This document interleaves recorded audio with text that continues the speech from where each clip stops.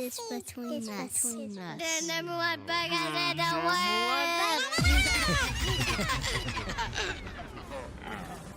This is the JBU.Show featuring Austin from the Miller Talk Podcast. ALLAN, the American Sincerest. And now your host, Cam Allen.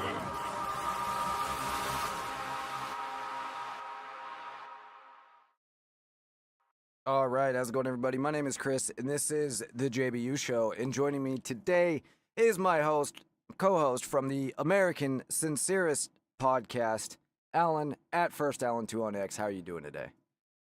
Doing pretty good, bud. How you doing? A little bit better than I was the last 2 days. You hear my voice is a little bit better, but Finally getting over those withdrawals, huh? oh yeah, Gotcha. yeah. 72 hours in, no problem at all. That's what they say. That You is do in fact what cocaine, they it's say. going to be pain. Yeah, That's got to pay the that's a rhyme. price. Got to pay the price for it. Got to pay the CD price. So apparently absolutely nothing going on today. Did you know that? I We think are so. I mean, the only show today. Like nothing on there's like TV. nobody. Yeah. Bunch It's of. incredible. And Of course, they're not complaining. everybody went to church this morning, of course. Well, if they didn't, they should have done. Can put it That they way. should have. Charlie 4049 says, who cares about the Super Bowl anymore? We couldn't agree less. That's why we were attempting not to mention it for all of 3 seconds. I bet they were going off of the title. Oh, yeah, I figured. Well, to start off today's show, we will try and tune into the TPUSA halftime when that is going on. Right. Maybe. I can't get a clear answer on where the hell it's streaming to, so we will try to, at least. Probably 'cause be on YouTube. He's clicking on YouTube or whatever. I imagine it's got to be, right? We'll try and watch it on Rumble, of course, since they are by far the superior streaming platform.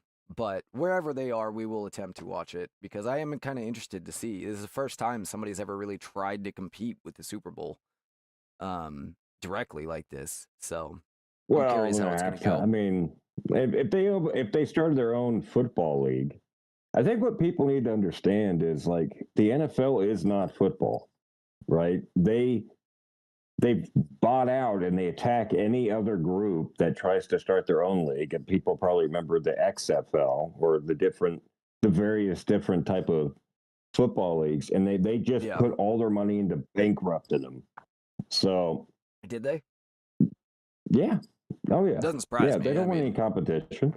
They want you to think NFL means football, And that's basically the model that the UFC used anyway, to make you think that everyone else can't fight and only the UFC is the premier. It's pretty smart strategy. I'll give it to them. But what's funny is the UFC didn't even really need to do that. I mean, that was kind of always seen as the main category anyway, or the main league, I guess, anyway. But the NFL, of course, used to dominate, and it used to be great. Everyone enjoyed it, but... Right, you had the AFL and the NFL, right? And then they merged in the 60s, and that was it as far as competition. And so the NFL got too big of a head on their shoulders at this point, and they go, we can do whatever we want. And they're infiltrated. These billionaires are hardcore globalist liberals that own these different teams. Look into them. I think the only one that I looked into that wasn't like that was the guy that owns the Panthers. And then the other guy was the one that the Spanos or whatever. Not Spanos. The guy that owns, I know there was at least one guy that was all right. But Yeah, so the guy that owns the Panthers and the guy that owns the Chargers. But then it begs the question, like, even if you have one that's all right, well, why are you in this league? Like, for at least 10 years, not you, the billionaire, for at least 10 years now, like, it's done nothing but shit on the United States of America.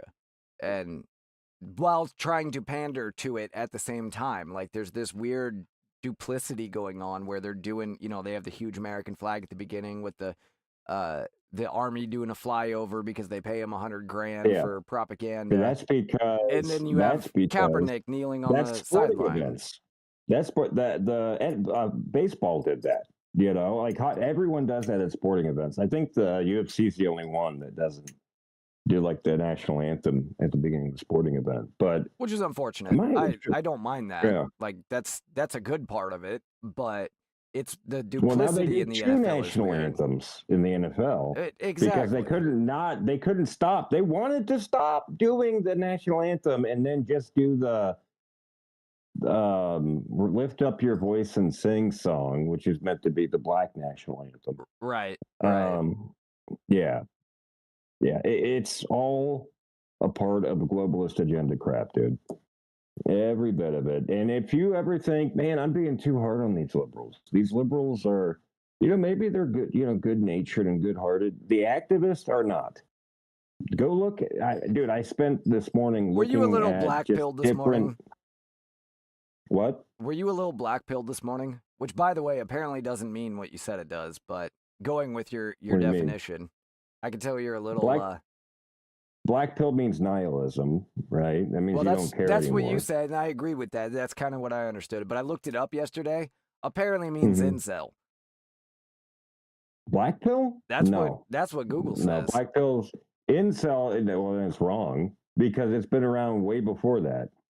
That might be somebody making fun of black pill, right? But yeah, because first of all, incels are involuntary celibate, which means they declare themselves an incel. You can't call somebody an incel. I know, it's kind of funny. It's an actual movement, But these guys are unfortunate, dude. The incel community is a unfortunate community. If you ever look into their those are the people that we consider Fuentes, right? I mean, the more he talks, the more he kind of seems like one, but he's not an incel, though. No, I mean, I don't think he's a celibate, an involuntary celibate, but he fits that stereotype, is what I mean. I mean, he's got enough money; he doesn't have to be involuntarily celibate, but he's very. I mean, involuntary celibates say their whole thing is I'm not good looking enough and I don't make enough money.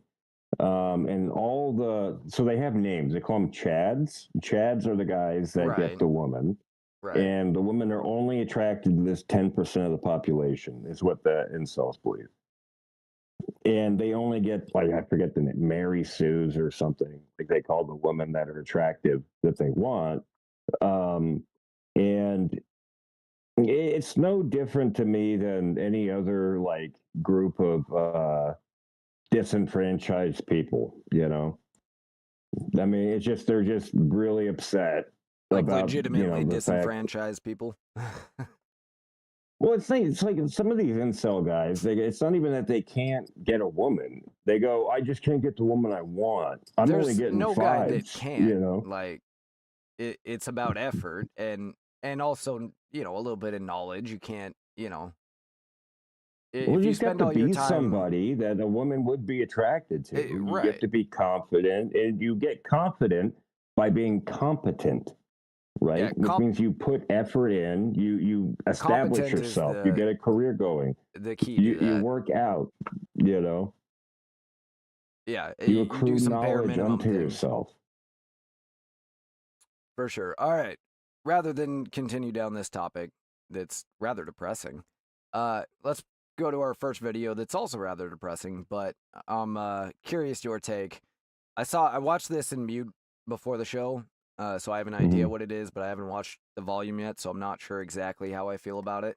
But It is a brief police encounter. FYI, somebody gets shot in this. It is not particularly graphic or anything, but, you know, make your decisions for yourselves. All right, ready? Yeah, I'm watching it. Oh, wrong button. There we go.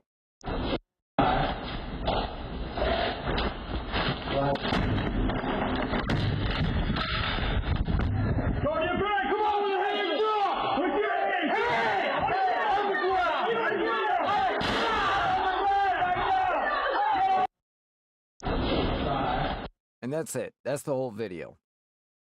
Okay. So as we can see, you know, the police are bashing down this guy's door with full tactical gear, shield and everything. So obviously there's some sort of situation going on here. What exactly, I'm not sure. Maybe I'll look in the comments here while we're commenting on it and see. They tell him to come with his hands up. He does, and then they shoot him. And, you know, obviously they shot him because he continued to approach them, right? He didn't come out, show his hands, and stand there and wait for further instructions. He continued to walk right into them. But it doesn't appear that he was doing so maliciously. They look confused. What's your take on this? They shot him too hastily. Yeah, There's a lot of guys there, and they didn't see a weapon. So, yeah, they shouldn't have shot him. So the only thing I'll say about that is they obviously believed he had one, I assume. I shouldn't say obviously. I assume they believe they had one, and that's the point of the shield and riot gear and bashing in his door, right? There's obviously a reason they're there. It's not just a random encounter. What, like, was it for a felony warrant? I don't know. Let me see if I can find. Well, that would be handy there, Chris. That would be handy to know. Well, it doesn't even. They didn't even post a name with it, so I couldn't find anything. But let me check the comments here. AI generated video. Oh, got us. This guy highlights that he's got a gun on his hip. I don't know if that, take that for what it's worth, but let's see. The image you shared is a screenshot from a post earlier today, February 8th, featuring footage from a Blink home security camera. The man in the video, who was seen with his hands raised in a surrendering position, did not survive.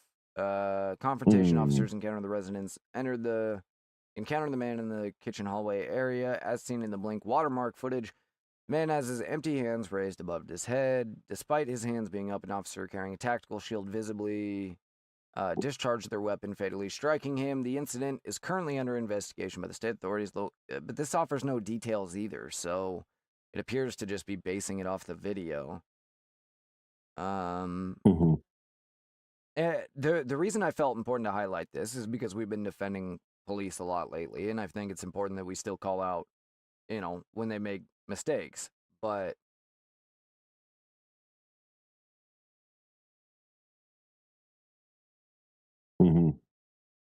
yeah, I'm not finding anything. These are all just people stating obvious things. I'm not finding anything that's particularly informative. I'll try and plug it into Grok and see, but I don't have my hopes high for that. But yeah, so I can't think of any context that makes it okay either, and that's part of it, right? Like even if they're there because this guy, tried to shoot somebody earlier or threatened to shoot somebody, so they are responding to a 911 call on something like that, or like you said, federal warrant maybe, or a felony warrant or something maybe. But even then, like he's doing what you asked, and I don't think I even heard one of them saying stop, as in don't approach us. And when you have I heard get on the ground. That's the only command I heard.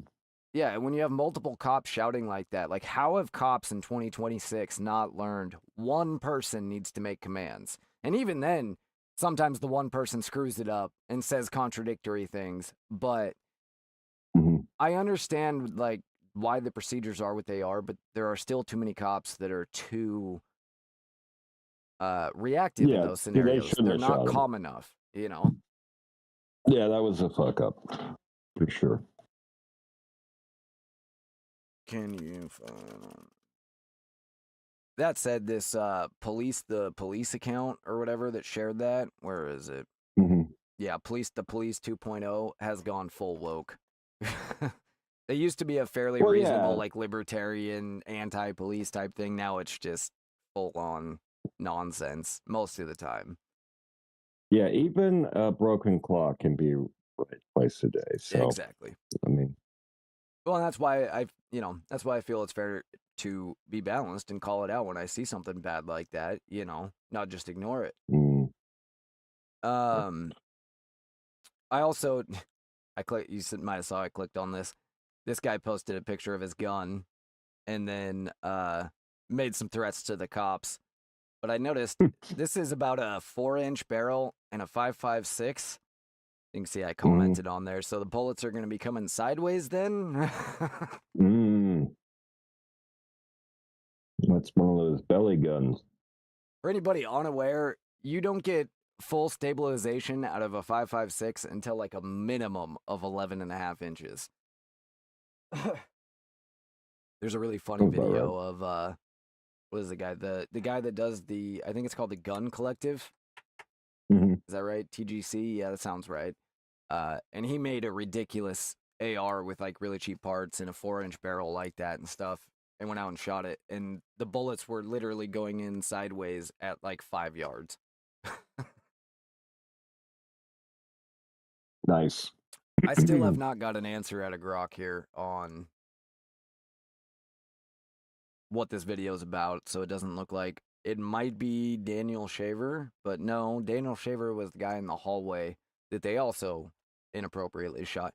It's hard to remember, though, because cops dress the same everywhere, and so I feel like some people have a hard time disconnecting the fact these are not the same cops that shot Daniel Shaver, which are not, the same cop that knelt on George Floyd's neck, which are not the same cops you deal with every day, in your day-to-day life. There's over 1 million police officers in the country. And so there is going to be probably one bad thing a day across the entire country that comes out, no matter how good we are at quote unquote policing the police. It doesn't mean you shouldn't keep an eye on them. I mean, no, I'm not saying that. Just think about the concept of there is a massive problem with our court system, right? Yes. And it's that it's so easily corrupted, like just think about court cost. It wasn't until the 80s, I believe, that court cost just skyrocketed. And like you go in, they drop it, or what they do is you get a ticket, you come in, and then the DA gives you a deal and he says, plead guilty, or you can try it. If you try it, you're going to have to go get a lawyer. That's going to be $1,000, or you can plead guilty. It gets dismissed. And then you pay $250 in court cost, and you just have a line of that over and over and over. And like, theoretically, they'll have like in the morning time is when they do all that.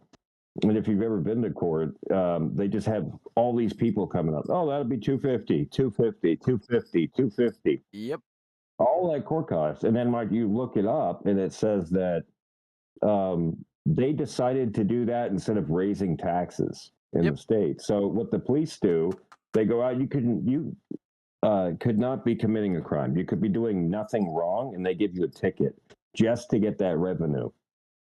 Yeah, it's insane. I've had multiple tickets that were dropped completely because I was found to have not committed the infraction, yet I still had to pay a minimum of a couple $100 altogether in court costs and yeah.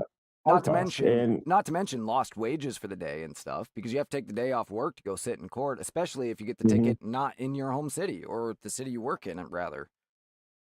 Yeah, it's it reminds me of like the mob, and they send out thugs to go harass people. That's what the town police typically, because the town is what the city police are usually the ones that get the money, and they're like the worst. Sheriffs tend to be a little bit better, but they just go out and just give tickets for no fucking reason, and then they go, and if you get a ticket from a cop, they go, well, fight it. And just fight it. I don't care, and then these guys are the ones that get raised through the ranks, Yeah, and that's why I have a huge problem, particularly in my state. It's the state patrol that are the worst at that kind of thing. And that's because they respond directly to the state rather than to the individual cities or counties. Sheriffs are generally the best because they're elected, and sheriff's deputies tend to be the best. You know, they tend to be the ones that aren't there to screw with you. They're just there to make sure you're not breaking the law. City cops are generally good as long as they know you're, at least in small towns around here, as long as they know that you're a contributing member of society. If they know you're a piece of shit, they're going to treat you like shit. And I'm not necessarily have a problem with that. Like, that's kind of what the good citizens pay for cops for. Now, that I have a problem with, right? If you're giving them the leeway on discretion, you're also giving them the responsibility of that discretion, right? So if they fuck up, then they need to take accountability for that. But that is supposed to be where cops need to be holding each other accountable, which is a big problem that they don't, right? They do the thin blue line crap. And yes, you should stand up for your own, but only when they're in the right, not when they're in the wrong.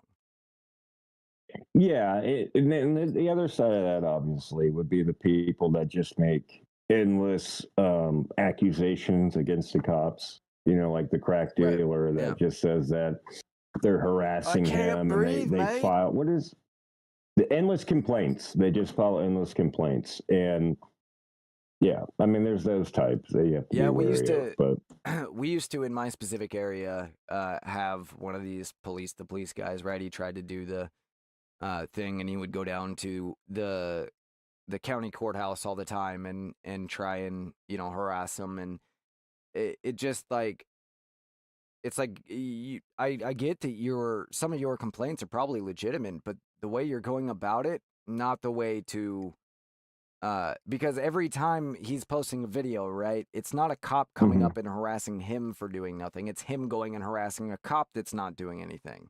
And it's like, even if you are telling the truth about the reason you're doing this, it doesn't justify you going and doing the same thing. Yeah, and you know, the police as an institution are absolutely necessary, but my biggest problem is with the court.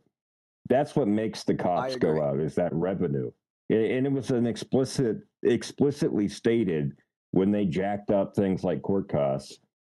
It was to replace raising taxes. And was that in your state specifically? It's just like one person pays an exorbitant amount of taxes at once, if you want to look at it that way. Because they make a lot of money doing that crap.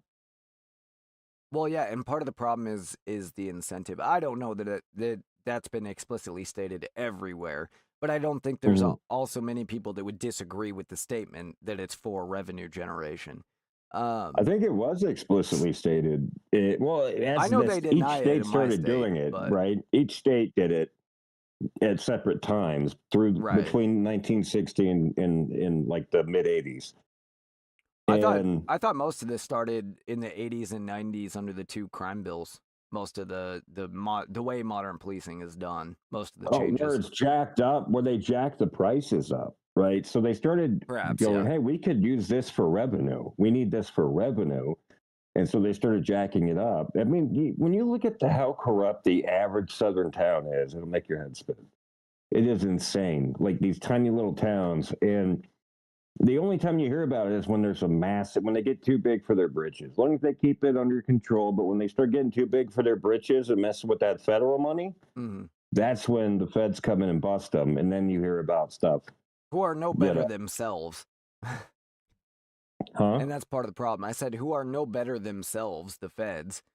They seize people's assets all the time and refuse to give them back. I covered on this show about 2 years ago, a federal court ordered, under the asset forfeiture law, they ordered the feds to give back this guy's money. They had taken 50 grand from him that he had pulled out of the bank to go buy a house because they suspected it was for drugs or whatever. They had no reason to believe that. He had paperwork proving he'd just pulled it out of the bank and that he had paid taxes on it.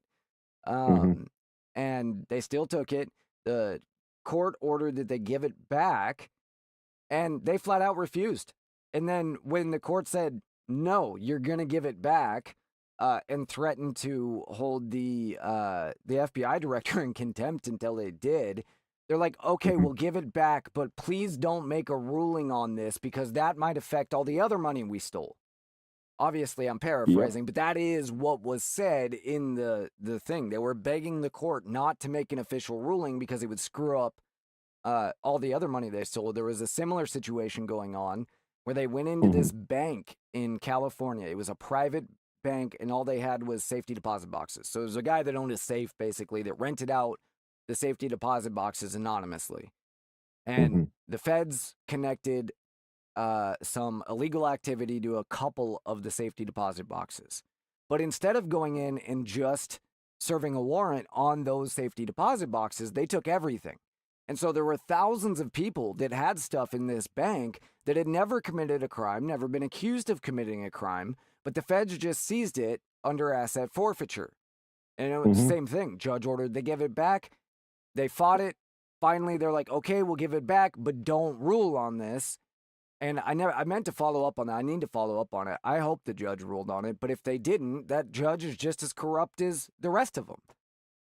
Yeah, so I feel sympathetic to pleas that, cops are corrupt and stuff. But that's my natural inclination. Like what's going on with ICE, I think ICE is the only one actually doing their freaking job.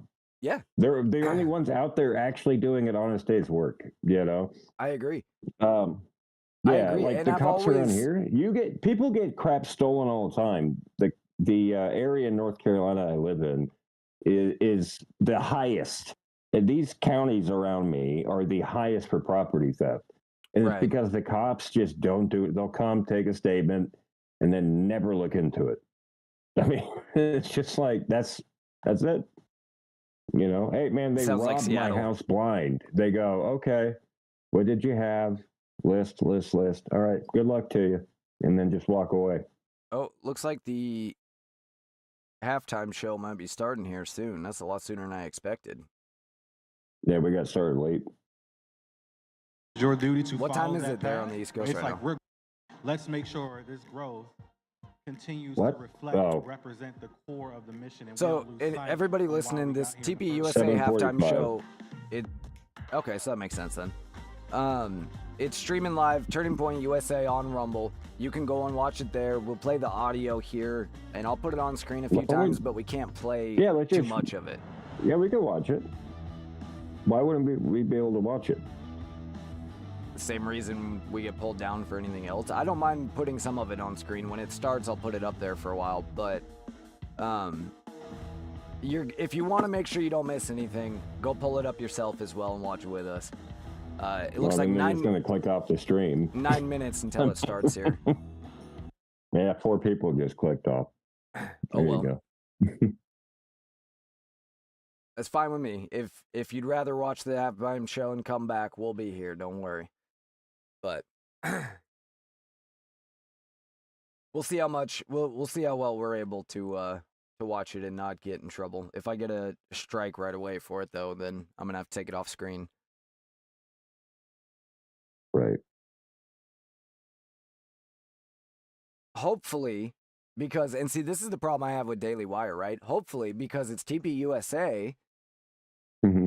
They will recognize that we're not pulling any viewership from them and, a handful of views at most. And we'll just let creators, do what they do. But no, I don't know. I don't know how TPUSA is. So hopefully it'll be fine. But Daily Wire, for example, they talk all this conservative stuff. This is why I don't like them. And then behind the scenes, they're in bed with YouTube and all of these other places that shit on all the rest of us. Yep. Drives me nuts. Anyway, the inconsistency drives me nuts. We got about 8 minutes here, so let me see what we have that might fill in that time without going over here. Apparently, according to the Daily Caller, the U.S. is about to pay the United Nations bill, which I'm not happy about, that's for sure. So we read the story the other day that the United Nations is like on the brink of disaster because we haven't paid into it since Trump took office, and pretty much we haven't paid into it since Trump took office. And nobody else was ever paying. We're the only ones that ever pay, which is why Trump wasn't paying, because it was absurd that everybody else was just relying on us to fund the place. Apparently, he's going back on that now. I'm not sure if it's... Well, I guess let's find out real quick. The Trump administration will send an initial payment toward Pull it up. billions in overdue... There you go. Billions in overdue United Nations dues within weeks. I'm going US to go to the bathroom real quick, beer, but... Sure. U.S. Ambassador to the UN, Mike Waltz, told Fox News Digital the payment comes with strings attached. He rejected claims that America bears responsibility for the organization's cash crisis. The United States pays to the UN system more than 180 countries combined, Waltz said. We have historically been the largest supporter of the UN, but under President Trump, we are demanding reform. Waltz said the administration's pressure has already produced results. The UN agreed to cut nearly 3,000 headquarters positions and approved its first budget reduction in 80 years. The organization also plans to reduce global peacekeeping forces by 25%. The U.S. owes roughly $2.19 billion to the UN's regular budget as of early February, according to Reuters. America also carries an additional $2.4 billion in unpaid peacekeeping assessments and $43.6 million for UN tribunals. President Donald Trump signed a spending bill February 3rd that includes $3.1 billion for U.S. dues to the UN and other international organizations, like the WHO and things like that. Let's see. You certainly see an initial tranche of money very shortly, Waltz told Reuters. It'll be significant down payment on our annual dues. UN Secretary General Antonio Guterres warned last month that the 193-member body risks imminent financial collapse and could exhaust its funds by July. Waltz told Fox News Digital the UN has strayed from its founding mission and grown bloated. The UN's budget has quadrupled in the last 25 years. We haven't seen a quadrupling of peace around the world. In fact, it's gone the opposite direction. Waltz pointed to the redundancy within the organization, noting 7 UN agencies list climate change as their primary focus. Now, regardless of the climate change debate, we don't need 7. Which begs the question, why are we sending them any money? It doesn't make any sense. I don't understand why we would go back on this and decide to fund them. I really wish we wouldn't, you know. What do we get out of the UN? We know the WHO is completely controlled by China, essentially. And do whatever they feel like doing, as well undermining U.S. Sovereignty and security most of the time. And the UN's not much different. You know, when we demand it, they do something on our behalf. But most of the time, they just spend our money on things that benefit our enemies. It's the organization is a joke. And while I'm not a big fan of NATO or the UN, I would much rather see that money go to NATO than to the UN, because I just, you know, feel free to comment and disagree, but I cannot think of a single thing that we need the UN for and a single good reason why we would pay this. They said strings would be attached, but what strings? What are we getting out of this besides a big bill, you know? What do you guys think about this TPUSA halftime show? Do you like the idea of this competing influence here, this competing with the NFL? I frankly like anything that undermines the NFL. The NFL has been absolutely absurd now for years and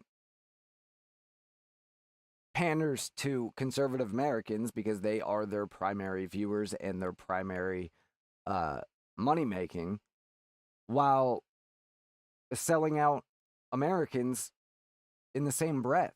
And so I can't wrap my head around why so many conservatives refuse to give it up. I get it.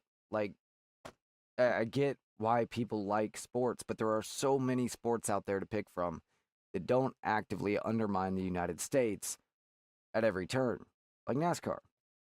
Not a big fan of NASCAR, but I've never heard anything bad about it besides the whole Bubba Wallace thing.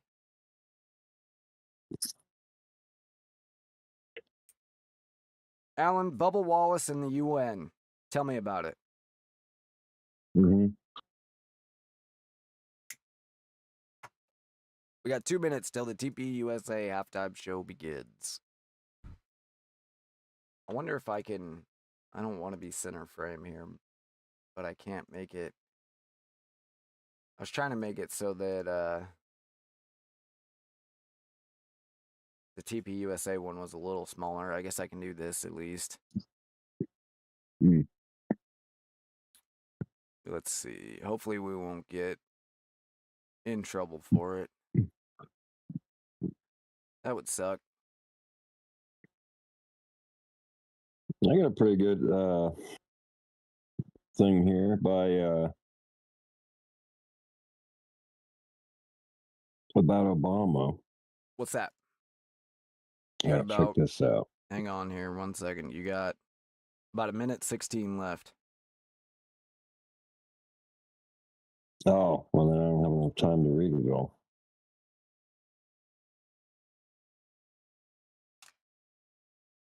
Southern Cross says the NFL hasn't been the same since Goodell got in there. That may be true. I don't know.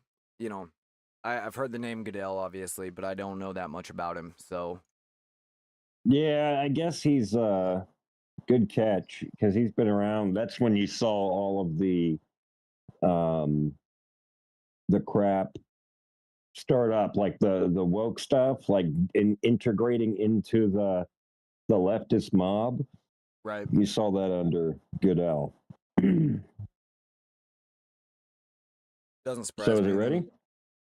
24, 20, 20 seconds. All right. Never mind. I guess I'll save that for later. It's about how Obama Yeah, what? Go ahead. What's it about? was set up to destroy this country. Makes sense. A lot of people think Obama is the head of it. I don't think so. I think he is just the face of it. I don't think he's anything.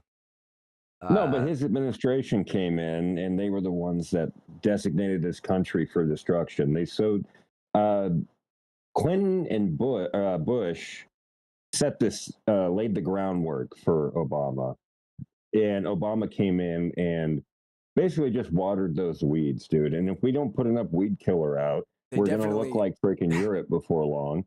Which is what the like leftist, globalist, America Last agenda is, you know.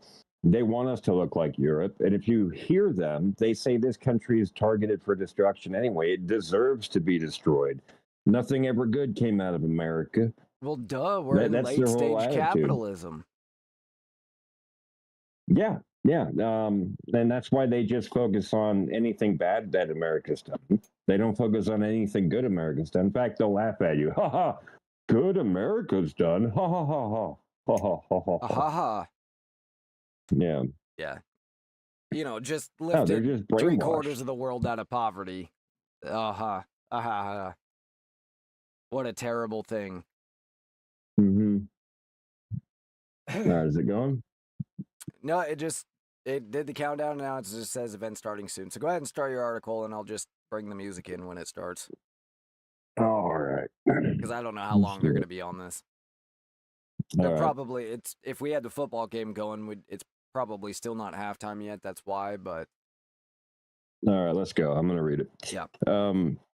How can you tell they're lying? Because their lips are moving. Man, that's a way old one. So old, some of you youngsters might have forgot. That was a time when hashtags meant something. When hashtag Obama popping up on your feed scared the shit out of you. Hashtag Obama meant hashtag change. In the dictionary, that's a neutral word. Can be anything coming out the other side. But in this new government, which had been shot and field dressed by the previous 8 years of Bush, he was before hashtags, you saw one of these hashtags belonging to them. You set your sandwich down. Way back then, phones were called laptops, by the way. No. You read whatever followed those glowing blue letters because you knew hashtag change didn't mean better. You knew hashtag change only meant worse. Because you didn't know how yet, but you knew it was devastating. You knew our country was certainly about to change for the worst, and you knew it was on purpose. This new breed of leftist lunatic had come out, and it had one unifying purpose: to feast on the meal a brilliant moron had prepared before them. Actually, that joke was never funny because it was always on us. We knew their line, and they know we can't do anything about it. Believe in Christ because he's the only truth in this world, and he came from outside of it. Bam. It was a good statement. Didn't really do a whole lot to explain anything, but... Well, it brought attention to the fact that, oh, listen to you, Mr. Like, downward mouth baggy face. Like, what the heck, dude? Well, you... What does that even mean? Hell yeah. What does that even mean? It means what you think it means. Ah. So... Yeah, you had it coming, too. You had it coming. You've been having it coming, all right? You've been having it coming. I have been coming, yeah. This whole time, actually. Like 30 minutes now. There's the pervert. I've been waiting for the pervert to emerge, and he has come before us. I do my best. You've been hanging around those leftists too long, son. Pretty soon you'll be walking around in a dress and saying daddy. No. That won't happen. Pretty soon we're gonna call you Chrissy. That's funny, only because whenever someone tried to insult me when I was little, like that was the best they could come up with my name. That or something that had to do with piss, because it's the only thing that rhymes with Chris. No, that is actually hilarious because my brother's name, you and my brother share a name. So he would one time he didn't even say anything mean. He just called me Allan Stallion. And I was like, okay, Chris Piss. He just stared at me like, what the fuck? The amount of times say anything mean. I know. The amount of times I've heard that. Yeah. You guys let us know in the comments what were your best nicknames or worst nicknames, I guess. The best insults people gave you based on your name. Mm-hmm. Mine have to do with my last name. So it was kind of a family shared thing, but I can't say it because I have family members that share that name, and they're not quite as radical or as mouthy as me. So I'm going to take this off screen for just a second here since we're still waiting. Oops. Because I'm going to check if I got any hate mail from last night. Probably did. I went on a little bit of a rant yesterday because I was just done with a lot of things. We'll just put it that way. Well, the hate mail, I get like a lot of hate messages, and if they started going into my inbox because because if they posted under, it's like a lot of cussing and stuff.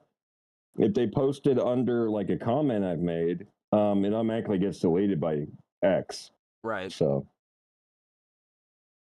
I just never see it. Well, the viewers for TPUSA have shot up considerably over the last few minutes, so that's cool. I'm glad to see it. Still pales in comparison. However, we are watching on Rumble too. I'm sure there's more on YouTube and elsewhere. Right. I would like to know. On X. All right, so are we not live? Is that what the problem is? No, we are live. Well, because when I zoomed out, it showed that we were only halfway through the video.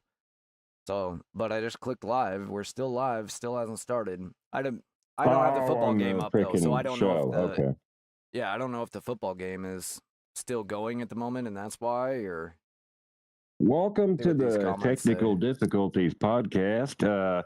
If this is kind of show you a lot, go ahead and subscribe. I'm not having now. any technical difficulties. TPUSA is.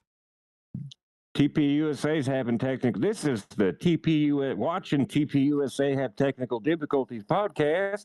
If that's the kind of thing you like, go ahead and hit that subscribe button. Oh, here we go. Let's make sure this growth continues to reflect and represent the mission, and we don't lose sight on why we got here in the first place. It's just an ad. Oh, good. Lame. They're like, we got black people too. Oh, I just see they added 10 minutes back now. All right. Well, let's mute that back down then.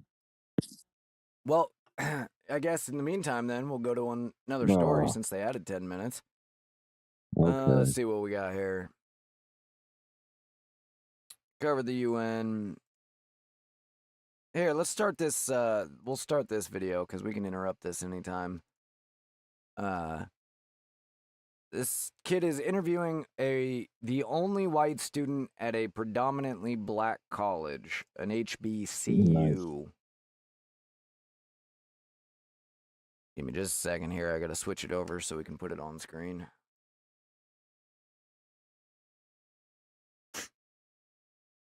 And I'll check back and forth you decided periodically here to make sure we're not missing anything. Go to an HBCU. I played volleyball. I went on my visits, and all the other schools were up north. I went to a predominantly black high school, so it wasn't weird. Do you think more white people should go to HBCUs? I don't think that more white people should go because there are other options. HBCUs were made to be a safe space for black people because black people can go to PWIs, so if they wanted to, they could. I feel like people either try too hard to act black, or they're just pushing their racist views. I don't think you can be racist to white people. I feel like you have to be a minority. You have to be oppressed to be able to be racist towards them. Do you feel like going to a majority black college changed you in any way? I don't know.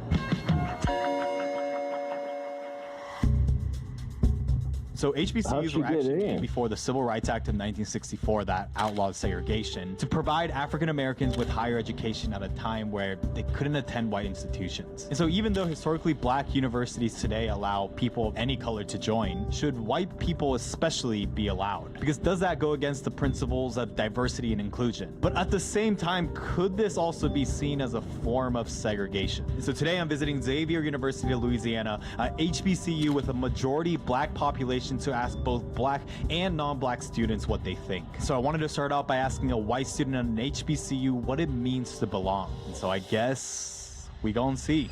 Hey, what was your name again? Maddie. Again, nice. I mean, Virginia is a good example. Nice to meet you. I had no idea that Yeah, happened. a little bit, honestly. Yeah, I guess we kind of just started with a There we go. Is that still loud enough for you? They're cooking. They're having a little. Yeah, I can hear it. Okay, it was blowing my headphones out. Hello. Nice to meet you all. I'm Gen. Wow, oh my god, you guys are chefing it up in here. Yeah, so I'm just gonna ask her questions on why she's the only white person at the school, and yeah, that's pretty much it. No, I'm kidding. I'm Maddie. I'm from Dallas. I'm a senior. First question is what made you decide to go to an HBCU? I played volleyball. I went on my visits, and all the other schools were up north: Minnesota, New York, Pennsylvania. Okay, so it seems like a big part of it was weather. Did you have hesitancy around that before you decided to join? Honestly, I went to a predominantly black high school, so I didn't really give a. It wasn't weird. Yeah, thank you for you. My dad thought I was gonna get pregnant. My mom, she just wanted me to go to school in Texas. My dad thought I was gonna get pregnant. She just didn't like that part. They swear to God I was gonna end up with a black man, but. So he sent me to a black college. I guess you were more used to an environment where you were primarily surrounded around black people. But did you experience any culture shock going to an HBCU? I learned that people are raised different. I didn't have a roommate, but I called her my roommate. She lived next to me. She didn't shower as much as she should, and she didn't really know what outside clothes were. I'm curious, what are some of Isn't it funny how leftists they don't have to worry about what they say at all? If they would have introduced her as the only conservative at an HBCU, and she said, I had to learn things like my roommate didn't shower as much as she should, they would be carrying her, burning her effigy on campus tomorrow. Right. Right. Well, you face, go ahead. Yeah, that's the thing is they're just racist, bigoted assholes, dude. I mean, no matter which way you look at it, that's their whole ideology is projection. Everything they accuse you of, they're doing 10 times the amount. Yeah, the problem is now that's what they claim all the time, right? Everything's projection. Oh, they're just projecting. No. I mean, because they're the one making the accusations, right? That's true. So, generally speaking. Yeah, so you just go, whatever. And then, like, if you ever try to pin them down, they just start shit posting, right? They turn it all into a joke because their ideology is a joke at the end of the day. There is no substantiating underlying fact, right? Their ideology is literally a patchwork of communism, progressivism, and anarchy. Yeah, and so they... I think there is some underlying in collectivism. I would say anarchy is part of it, and hedonism. Don't cut me off in the middle of my fucking rant. What are we doing here, bro? I'm trying to rant, and you're over here coming in, hey, logic and facts and shit. Get out of here. I know. Damn, dude.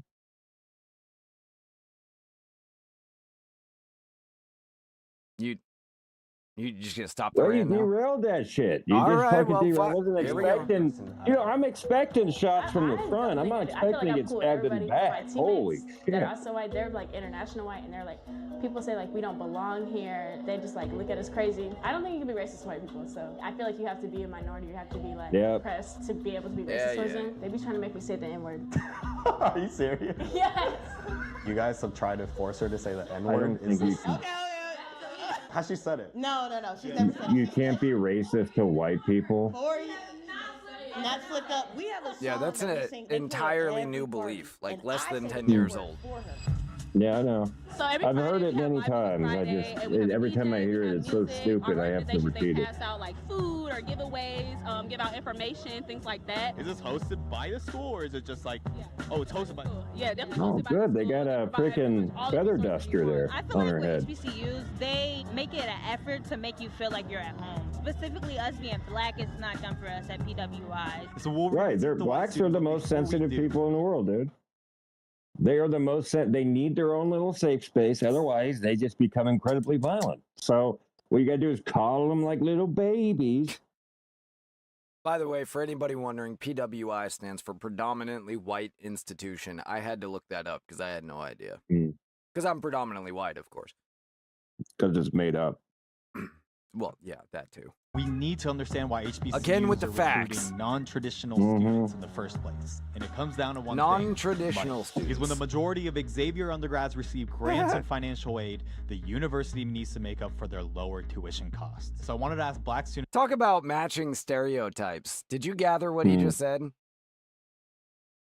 No, what do you say? The reason they need to let white students in is because 87% of their students are on financial aid, and it's not enough money, basically.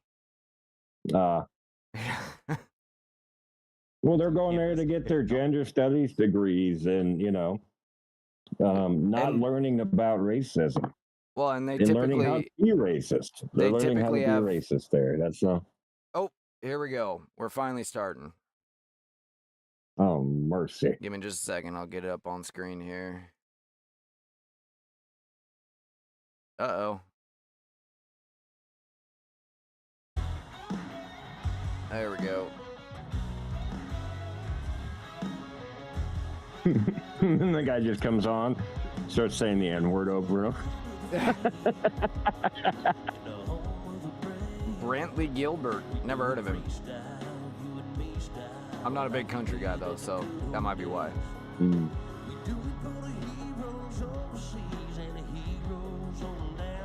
So we're watching the Turning Point USA alternative halftime show. He's got that white supremacist haircut.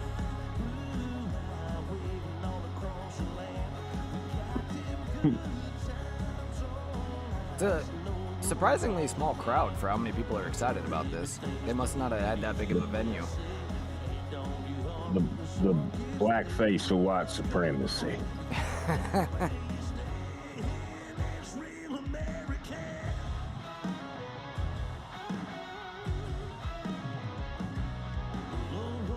So, what do you think? Should we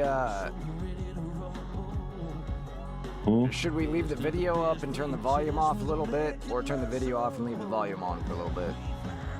when the time comes. I know you don't want to do either, but we got to do one of them. It matters not to all.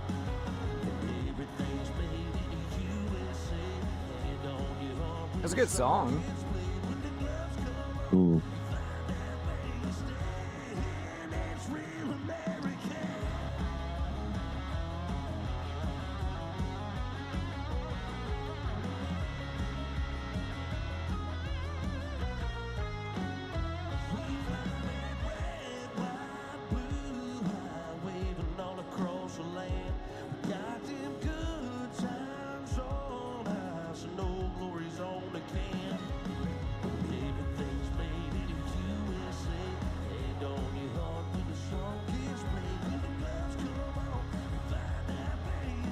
How much do you think that stage costs?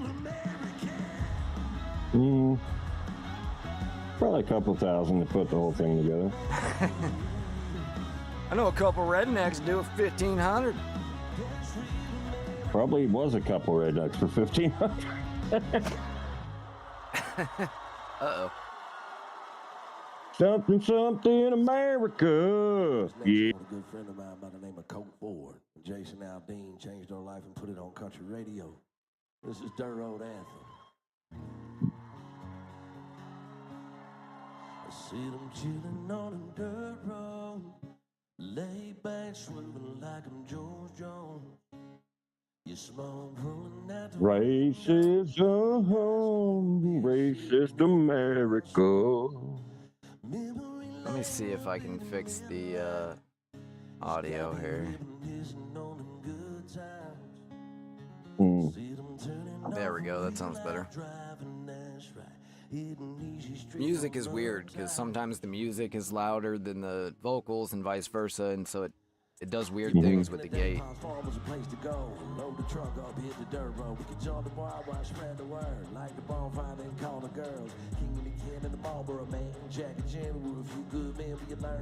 I think it's rather funny that country has kind of just become hip-hop. Like the overlap is getting smaller and smaller as the days continue.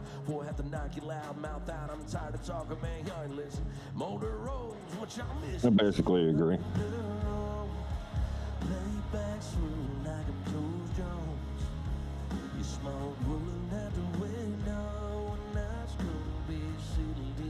That said, this isn't a terrible song either. I have no idea who this guy is, but for not my type of music, it's not bad.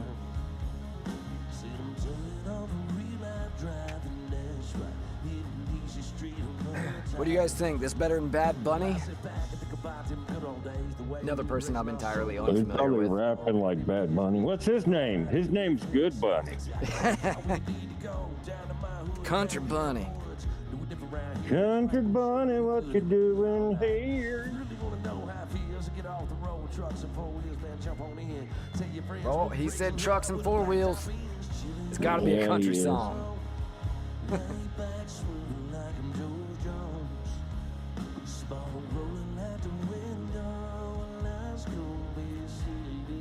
Let's check. I want to see what kind of numbers we're doing here.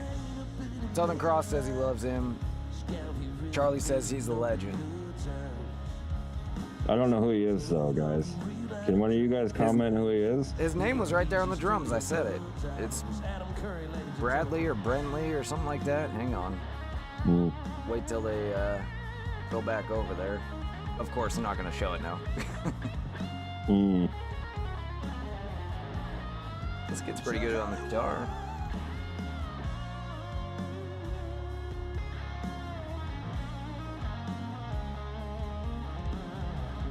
I don't know, I guess you guys will have to tell us, because I was brought up with a small town, North Georgia. Raised on some Baptist moles in the front row pew for the Sunday roll call. Everybody praise the Lord. Y'all grew up learning how to hunt and fish. How to bust a 12-gauge pump and not miss. A life without work, that's just a myth. Never listen when he talking shh. My dad taught me how to stand my ground. Be a man, boy, never back down. Don't start or something. If he's talking trash, you better throw the first punch and whip his piece somebody, make a name for yourself. Life's hard, you go through hell, there comes a time when you gotta slow down. They're just showing the camera angles just right, too. Damn, they got all 100 people in the town to show up there. Brantley Gilbert.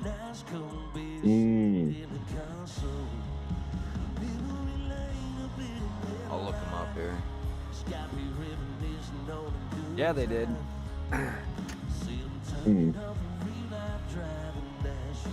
That's what I was trying to see too. I wanted to see how they were doing on viewership because it was growing real quick as it started to get closer. Yeah. Brantley Gilbert. Okay. Country rock singer. Yeah. Born 85, Jefferson, Georgia. 7 studio albums. Wow. What Happens in a Small Town is his song? I didn't know that. Oh. So I guess I do know him.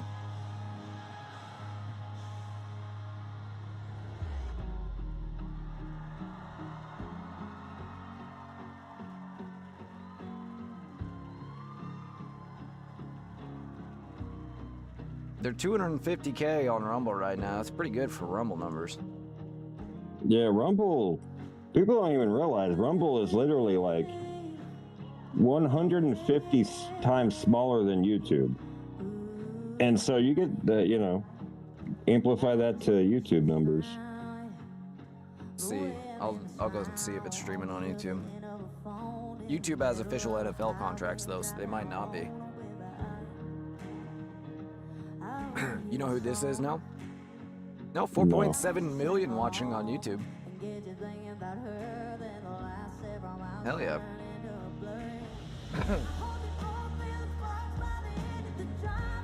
That's a lot for live numbers. So they got at least 5 million people watching this right now. That's a lot for live. Especially for alternative.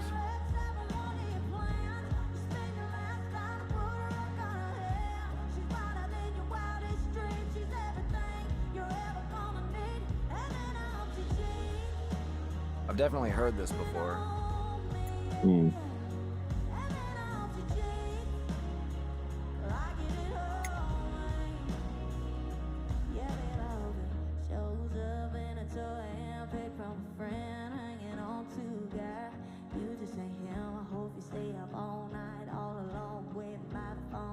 Gabby Barrett. Then they jumped over to her like real quick.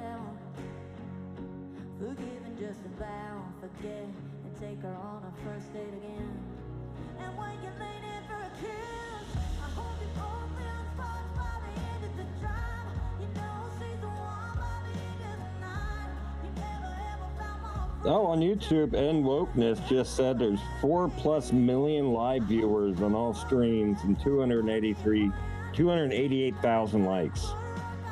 Wow. There's got to be more than that, because when I looked, there was 4.7 on YouTube alone, and then another 250 on Rumble.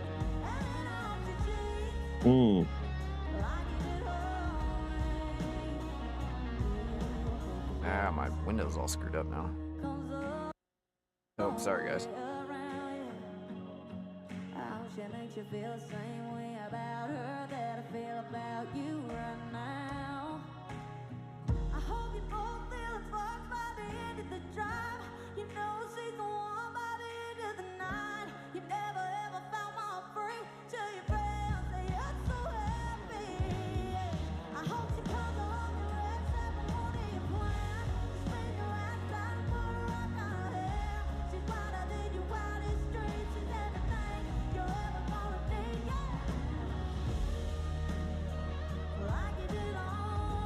Wait, is that the one dating Cash Patel?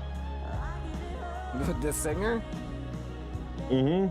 I don't know. I didn't know he was dating a country music star. Yeah, he's dating a country singer. Let's see. She's out there in a 1990s Hillary Clinton pantsuit, and she's rocking it. Yeah. Turns out pantsuits aren't ugly at all. No, it's just Hillary Clinton. Who would have known? No, Alexis Wilkins is who he's dating.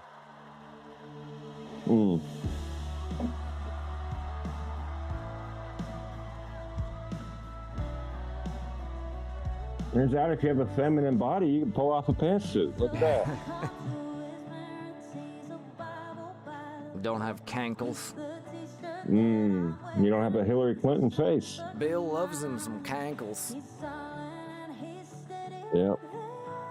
He married her just so he'd always remind himself he needs to go on the road to get some poontang. That's what it is.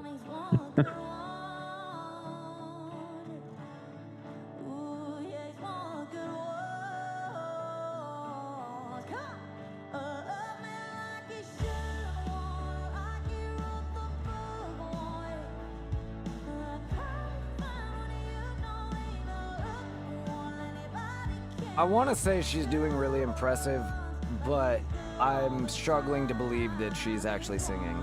And nothing against her personally. Serious? Most artists don't these days, but Yeah, they do. What are you talking about? It's a big scandal if they're not live, if they're not singing live. oh, dude, most don't sing live anymore. There's several that have look screwed up that up. badly and got caught, but I need some evidence of that. I need some evidence. I'll look it up. But on the professional level, you can see it all the time. Let's see.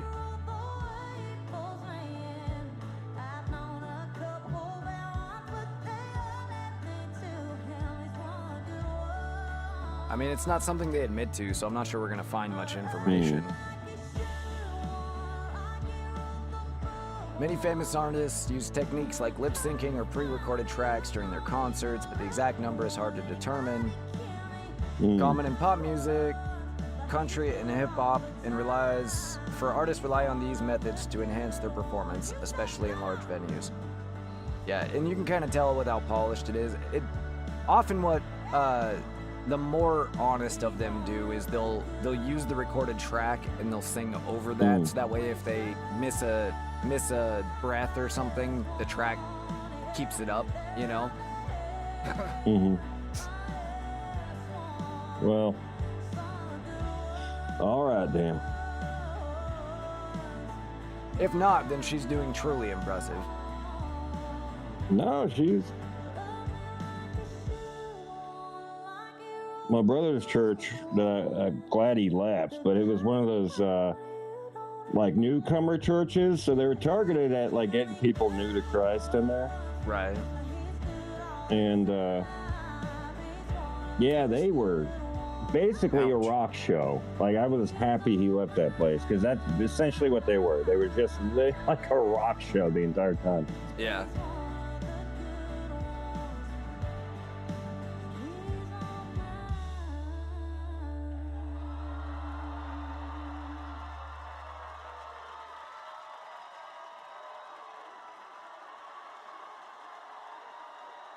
Not bad.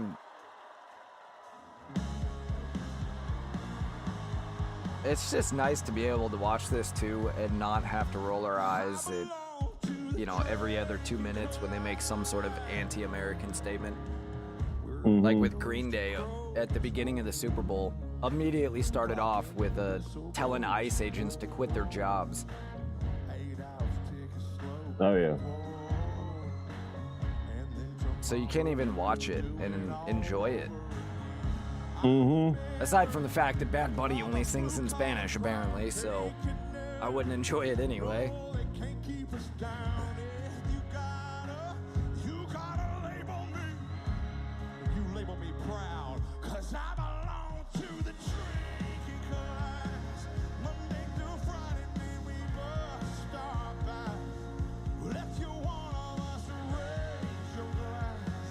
This guy looks like the guy from, what's that movie? Den of Thieves, the cop.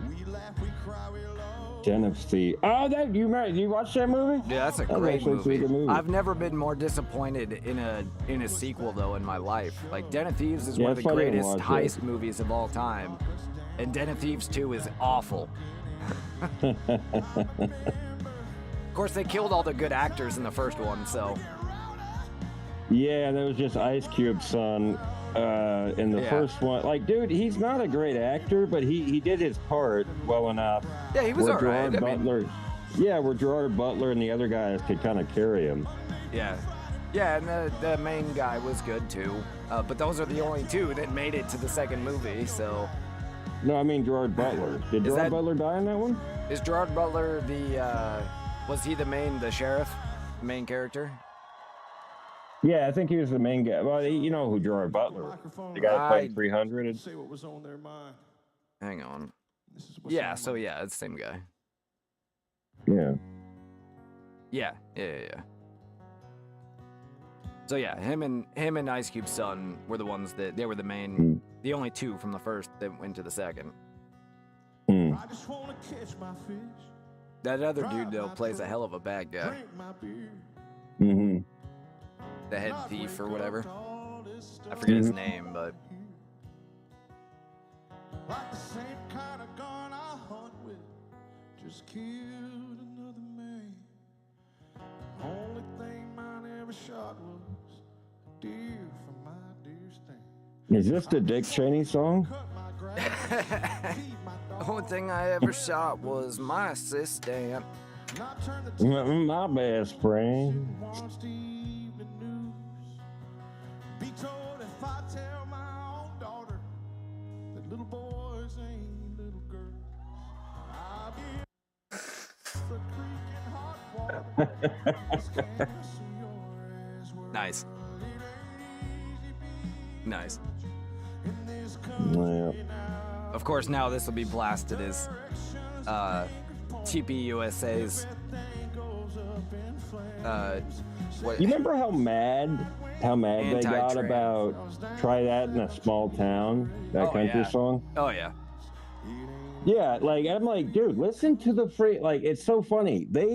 They promote music that is so explicitly like talking about, you know, killing cops and talking about like shooting ICE agents and talking about, you know, beating up on conservatives or burning churches down or all that stuff. That is constant in music nowadays. But that one guy comes out with "Try That in a Small Town," and they lost their mind. That was Jason Aldean, right? It's because they're fighting a war, dude. They are fighting a war, and they do not like anything that comes back in their direction. That's how it works.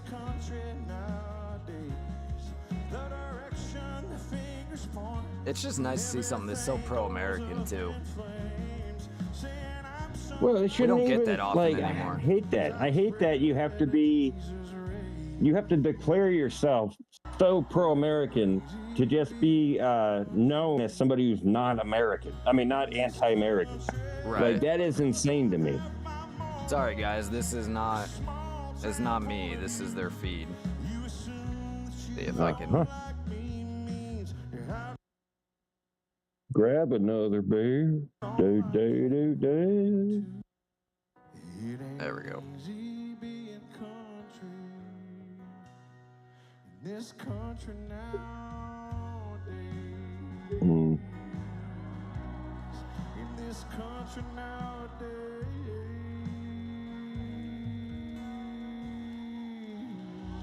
Man, my internet is going He's singing off. live.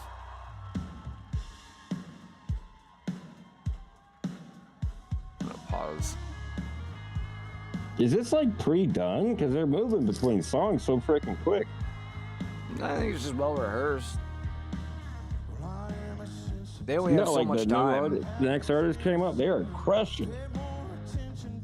Hey, we said we're gonna play 20 songs in 25 minutes. Let's go. Did they say that, or are you just? No, I'm just making shit up.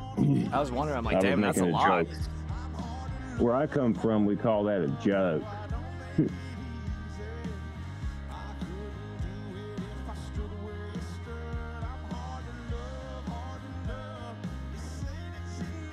Oh, I like the beat to that one. This is a good song.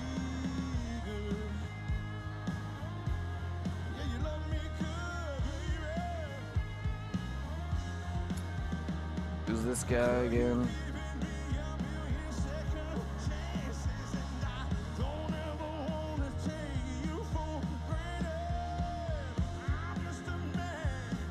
Lee Bryce. He is, in fact, a Maine.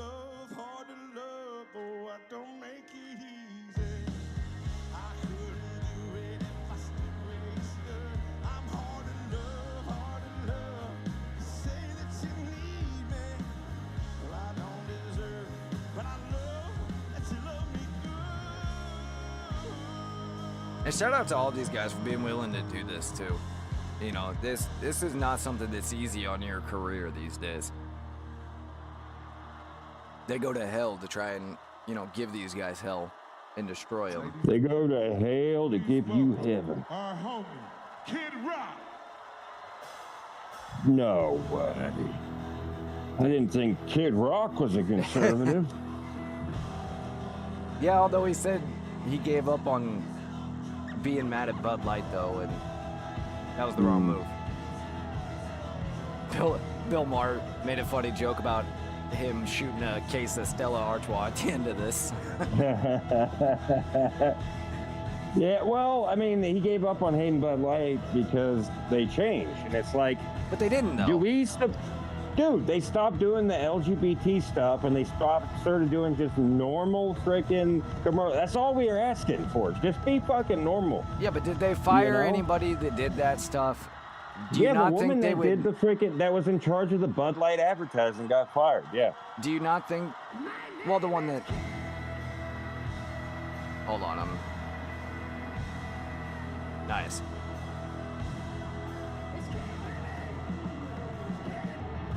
But do you not think that they would go right back to it if a Democrat got back in office? Well, he was ready for this. Yeah, they did that before a Democrat got in office. They did that in the middle of, or towards the end of Biden's presidency. So, yeah.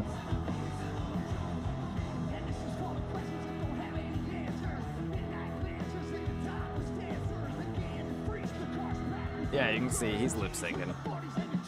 He's not even trying to stay on it. Maybe he is, but the rest of us Americans. No, the last guy was definitely singing.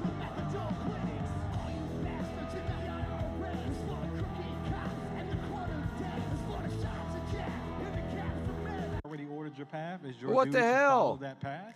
It's like we're growing. Let's make sure this growth continues to reflect and represent. What happened? I don't know. That was weird.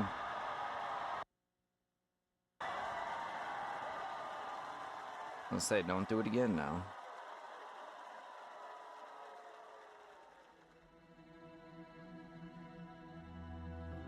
Ooh, what is this now?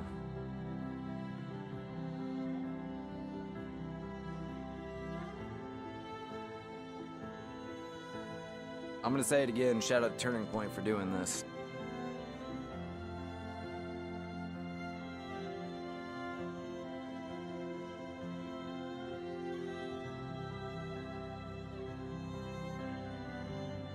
Little classical for you.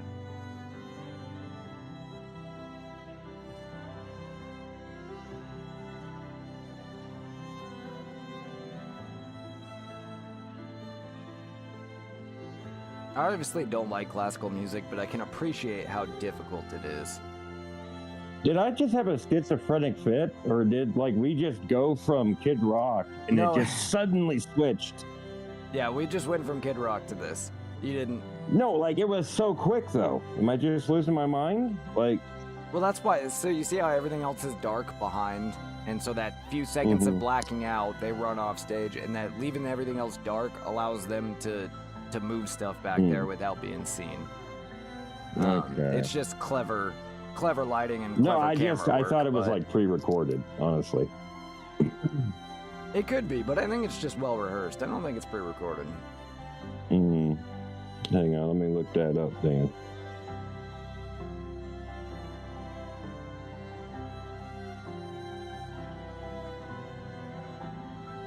I think if you were there, it would be a lot more obvious how they're pulling it off, but with the cameras, obviously, it's even easier. Apparently, Rumble's having a lot of problems right now. Yeah, I'm starting to wonder if we did actually, this live thing hasn't been working well, so you can see it looks like we went way back, but this is what it's been doing. Let's see if this cuts back to Kid Rock here.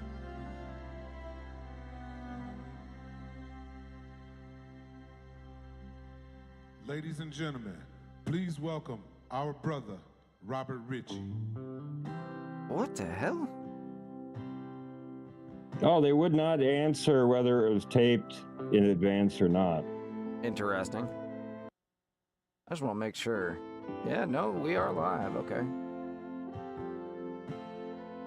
Does Robert Ritchie do a song with Kid Rock, or? No, I don't know. Might could be. You can tell your old man you'll do some largemouth fishing another time. You got too much Southern Cross says another legend. About who? This guy? That or Kid Rock. Oh, talk about Kid Rock. Kid Rock. Cool. Come on, guys. Now, I just saw a report saying that Rumble's having a lot of issues right now.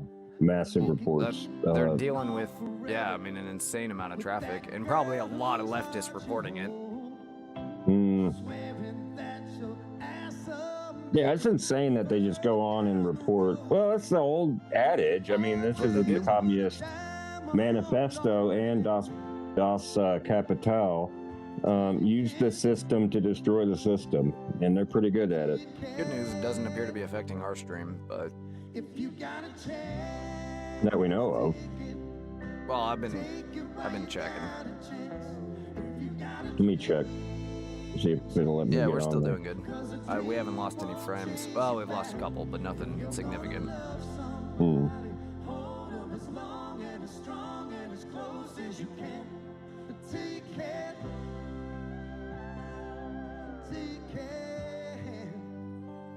Yeah, I'm having a lot of trouble loading up the stream. Parts sitting in the trunk of that 65. Still waiting. It's not even letting me load it. Grandpa to bring it back to life. Well, that sucks. Says we're still good. I don't know. You guys let us know if we're having any issues here. Southern Cross, Charlie, we'd appreciate it. If you got a chance, Yeah. take it. Take it while you got a chance. If you got a dream, chase it. 'Cause a dream won't chase you back. If you're gonna love somebody, hold them as long and as strong and as close as you can. Take care. Take care. You know, I awoke one Sunday morning. Hector's got some miles all on it. alone. Song stuck in my head. Not typical for an artist. They usually use a new one every time. Something or someone spoke to me. They said there was still a verse that needed to be written for this song. And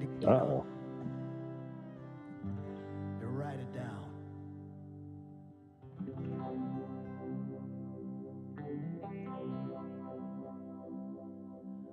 There's a book that's sitting in your house somewhere that could use some dusting off. There's a man who died. The Communist Manifesto. Hanging from the cross. You can give your life to Jesus, and he'll give you a second chance till you can't. Take care. If you got a chance, take it while you got a chance.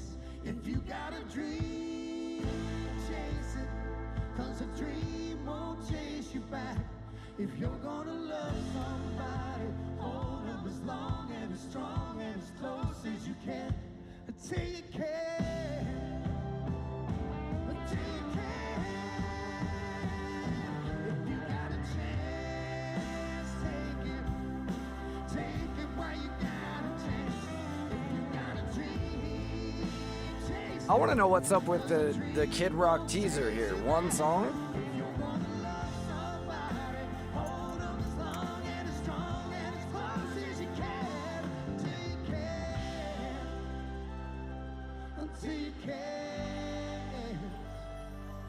Until you can.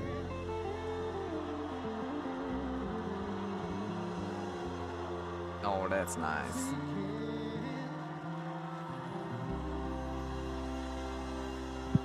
I thought that was kind of pretty. Yeah. I want to honor God in all that I do. I want to be a great husband, a great father. I want to serve this country. I want to try to continue to lead this movement. There he is. Truth and to never lie. Weird to hear his stop voice. thinking about yourself all the time and said, think about what you should do to help other people and to defend this country above yourself. I'm so inspired. This army of freedom fighters, we're going to be around for the next 100, 200 years because we know in the end our ideas will win. Southern Cross and Charlie both said, Southern Cross said he was having issues commenting. Charlie said everything's bad on Rumble right now. My wife and my kids, my relationship with God, the top three things. Let me see if I can Sorry, comment. guys. That you choose. You can try Twitch or YouTube over the easy path or X. is one that will reward you, your family, and this beautiful nation.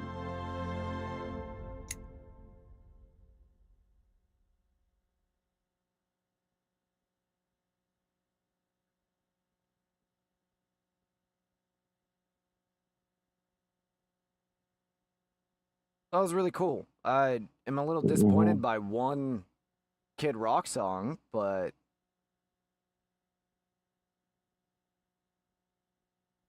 that was definitely better than the last however many Super Bowl halftime shows I've watched. It's telling me I can't comment. I see. But it went through. Yeah, I see your comment. It'll probably go back to normal right about now since it just ended. 265,000 on Rumble right now. Yeah, it's probably overloading it, giving it a little trouble.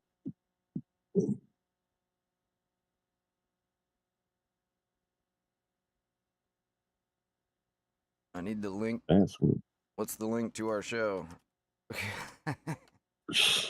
We might get a little spike here after this because as soon as this kicks off, they're going to kick all their viewers. Mm-hmm. Oh, look, I can hear myself speaking. There's so many people commenting right now. Look at that. Just flying. Oh, yeah. I wish our stream looked like that. Mm-hmm. That'd be kind of nice. That was a good show, though. What do you guys think? Let us know in the comments. Mm-hmm. I think that by far... If you guys can comment. Yeah, if you can. Go to X. You can comment there if Rumble's still having problems. Yeah. Go to JBU.Show, leave a comment, or you can comment to me at American Satirist, First ALLAN 2. There you go. On X. Yeah, and you should see the live stream either place. Mm-hmm. If they comment on the live stream, it'll actually go into the same feed. Oh, what? Yeah, yeah, we can see them all.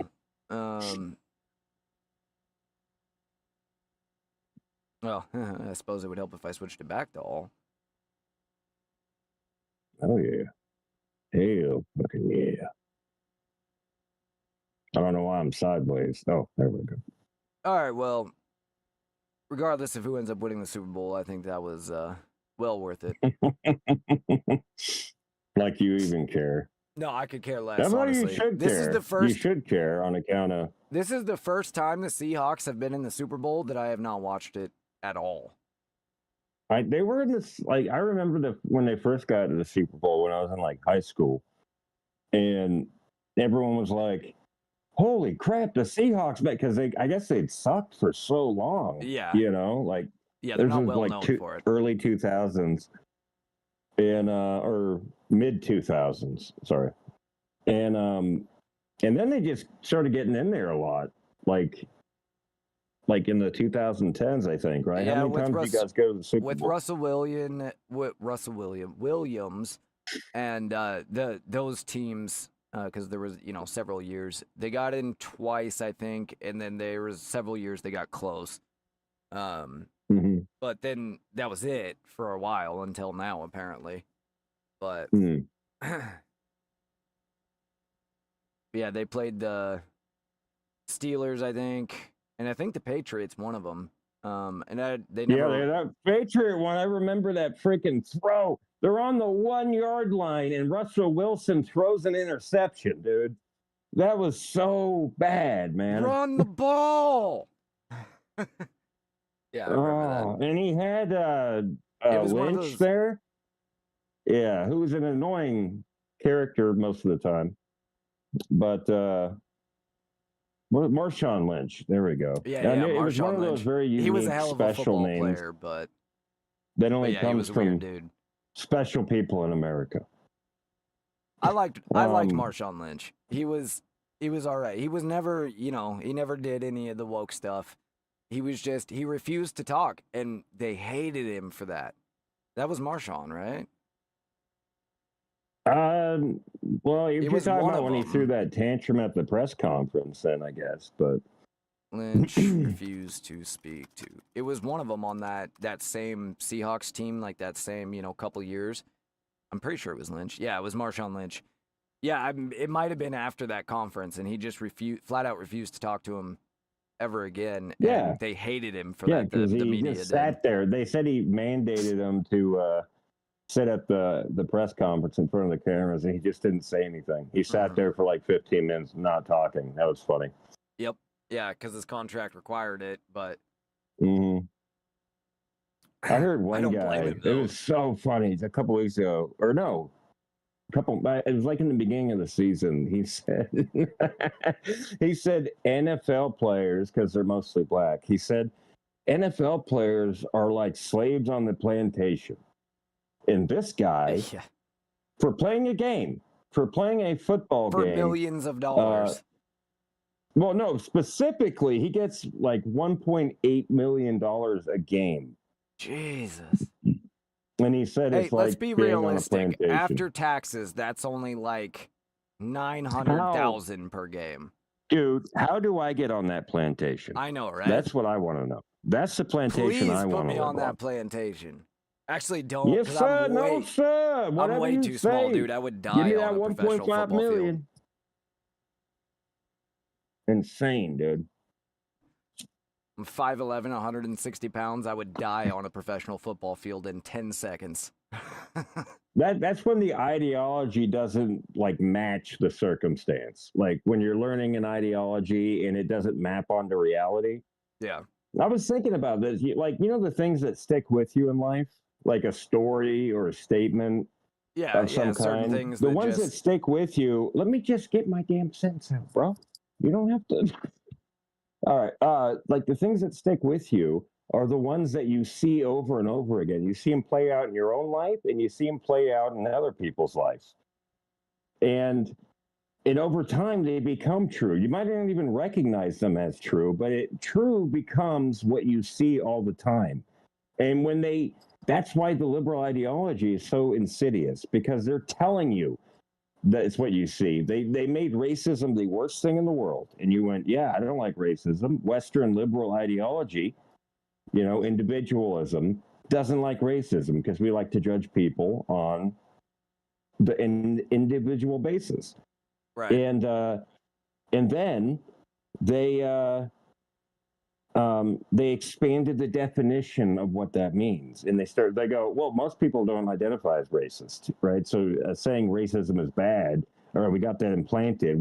But we don't like any type of discrimination that's not based on the individual, right? We don't like height discrimination. We don't like sexism. We don't like any of the things, right? Because we want to judge people based on their individual qualities and competence. And so they picked racism out of that archetype, and they said, yeah, this is the absolute worst thing. This is worse than murder. In fact, if you say something racist, you can be murdered because it's even worse than it. So like you can't, and then they expanded the definition to include things like microaggressions, and well, don't forget, you just can only having be racist racist to white thoughts. people, And they went too. so far with that to try and bully as many people under the label as possible. And then if you're a black person, you got it just as bad if you're a black person that doesn't buy into that shit. If you think anybody can be racist. You got it way worse, right? in my opinion. Yeah. Go. I'm just saying, if you're a black person that doesn't buy into that system, you got it way worse than anybody else, the average person that doesn't buy into that system. No, I think well, first of all, it is bad for black people, no matter which way you look at it. For one, it coddles black people. if they buy into it. It says nothing is your fault. And you know, by the way, what's so bad about saying, you know, anything bad that happens to you is not your fault is one, it gives you no agency, right? There's nothing you can do to fix it because nothing is your fault, right? So there's nothing that you can physically, mentally, you know, emotionally change to better your life because it's just a thing. It's just the world is coming down on you, and that's where you belong, right? And so that's bad. And then if a black person backs up or fights against that idea and says, no, I have agency over my life. There's nobody holding me down. I'll make my own decisions. I don't follow your freaking framework for the world. I don't follow your framework for my freaking life. Then they get bullied. They get called things like the white face of blacks or the black face of white supremacy. They get called an Uncle Tom. And we were just talking about this before the stream. The left goes after black people because these guys are actually racist, dude. They just project that crap. So they went, remember the black ICE agents? What were they calling them, Chris? These white people yelling at black ICE agents. The one he was calling him a house Nicaraguan, and the other one he was calling him I forget what he said. Some other type of Nicaraguan. Yeah, they were calling him the N-word, right? The thing that they accuse just, you know, conservative white people of just throwing around what they secretly think, right? They actually do that. They actually use that language. They actually think that way, and they actually implement that as an attack on, you know, a black person that doesn't agree with them. And then beyond that, you can just look at the feminist, the male feminist types. What do they call a conservative woman that doesn't buy into feminism? They call her all of the freaking names that they accuse conservative men of calling liberal women or just women in general. Like what men actually think about women. It's like they're mad that they can't control you, right? And it's the same with black people. They're mad they can't control black people or any type of minority.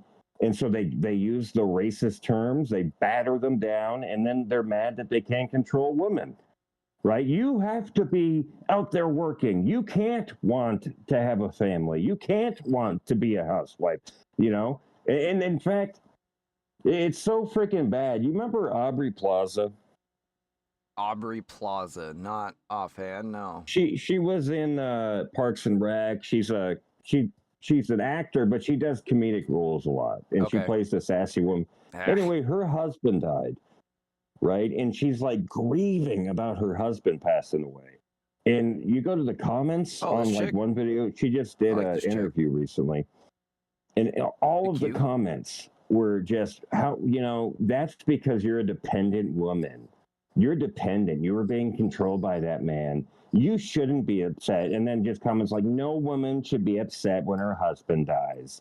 You know, that's over dependence. It's just, it was so absolutely insane. What, you actually love your husband? What a terrible woman. Yeah, you're upset your husband died? Oh, that's because, you know, this, you know, like one comment was, this reminds me of when a slave got mad or upset and cried when their master died. It's like these people, you can't reckon with them, dude. All you have to do is take away their ability to hurt people. That's it. You can't change their mind. They have to walk through life with that blindfold of an ideology on and bash into stuff over and over again until it becomes untenable. Well, and then they should take then they have to take the blindfold off. They're unhappy, and there's a dopamine response to being angry all the time, and it becomes, it feels good, baby. Yeah, I mean it becomes like an addiction almost, where they have to continuously find things to be angry about. Some of them grow out of it, some don't. I think it has to do with trained responses. You know, like the best way to but they don't realize like to brainwash people is to get them to say, right? Have them police themselves. They go, I can't say that. I can't have a opinion that, you know, is what is it? Diverts from the main narrative, diverts from the accepted path of my ideology or the group I belong to. So if I do have one of those type of opinions, they're going to attack me. So I need to train my own brain to not say certain things. So even if you have that thought, you suppress it. And eventually your brain gets used to that. Your brain is like a physical thing, dude. There's like neural pathways. You can see them in a person's brain. Your brain is a physical thing? Yes. Your brain actually has a physical response to your thoughts over time. Yeah. You develop neural pathways. Like one thing they talk about with an alcoholic, they can do an MRI and look at the trench that forms in this person's brain. And from their alcoholism, they go to it for everything, every emotional problem, every time they get angry, every time they're sad, every time they're happy. That is their go-to to deal with anything. And it develops a trench in their brain. And as they recover from alcoholism, it's not that they destroy that trench or smooth it out. It's that another pathway forms, another pathway. And that eventually, as you keep doing that behavior, that deepens. And eventually the alcoholic pathway gets filled in a little bit, right? And, when they relapse, look at this, dude. When an alcoholic relapses, like if you've ever known an alcoholic for a long time who's recovered, you know their behaviors when they were drunk, right?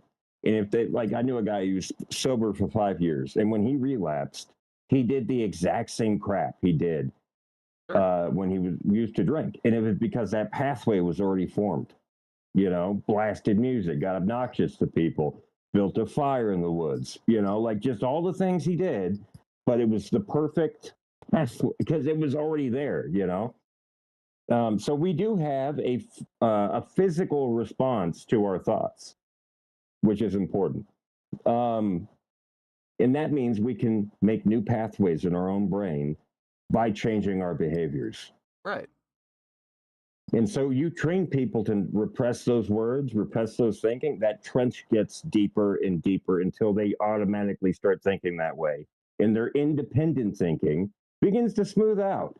So they look like a smooth brain with one big liberal trench running down it. Okay?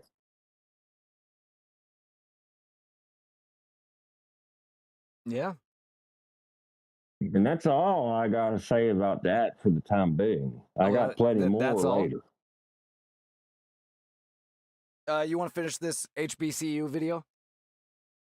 Oh, yuck. All right, let's bear through it, dude. Let's take this fucking punishment. Come on. You got to eat your vegetables now. And I'm going to just throw this out there. I know you disagree with it, Chris, but racism is bad, okay?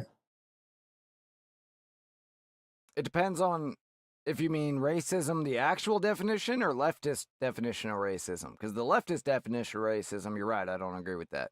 But if you're talking about the actual definition, yes, I disagree with that. Yes, or there yes, we go. I agree with it, whatever. Mm-hmm.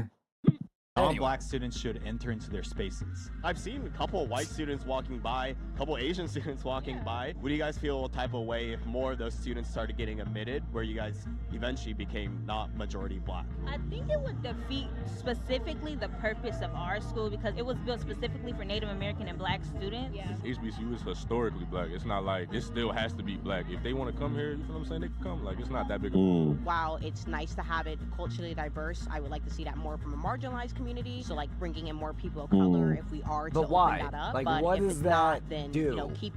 maintaining, the culture identity.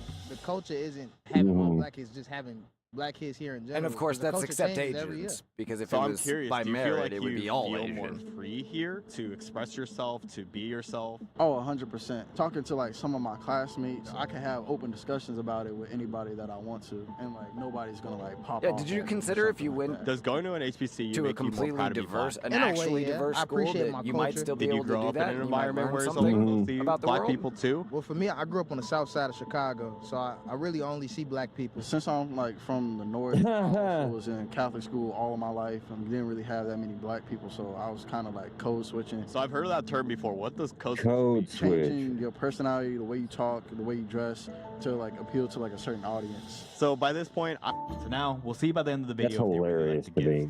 Well, and it's so you adapted to your surroundings like every other human? Yeah, I mean, is that your okay? That's what we naturally do, right? That supposedly goes back to our tribalistic instincts, but that's what you do to fit in. Every kid who's ever had to change schools knows that. You copy what the cool kids do, or whoever but you if try you're to fit told, in with. like, think about that. If you're told that that only happens to black people, you might believe that. That's something that only happens to black people. You know, you don't know that that's the rest of the human race. You know, right? It's like going, well, I like to eat food. That's a black thing. You know, no one else likes to eat food. I like to eat food. Well, that's wow. That's the thing about that's what's so bad about segregated schools and why I don't support them, regardless of who they're for. Because exactly like that guy said, you know, I can be myself around here. Like, did you ever consider that you might be able to be yourself around other people and they'd accept you just fine too? Just because you didn't try doesn't mean they won't accept you that way. No, or what's maybe hilarious to me is your he actual has self to. sucks and you need to make some changes, you know? No, what's funny is that he's doing that at that black school, right? He's code switching for the black people so he can fit in with black people. Yeah. What a hilarious thing. Ha ha ha ha ha.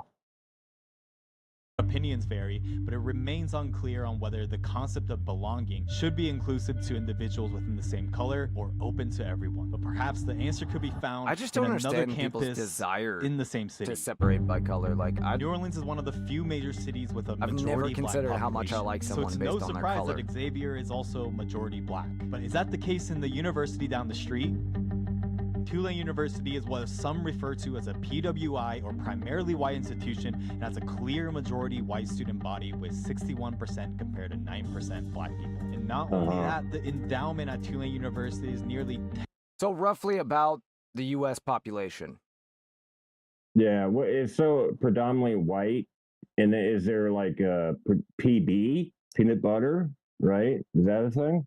Well, they call it That's a they call them peanut butter HBCUs. university. they refer to it as PWI and HBCU, historically black college or university.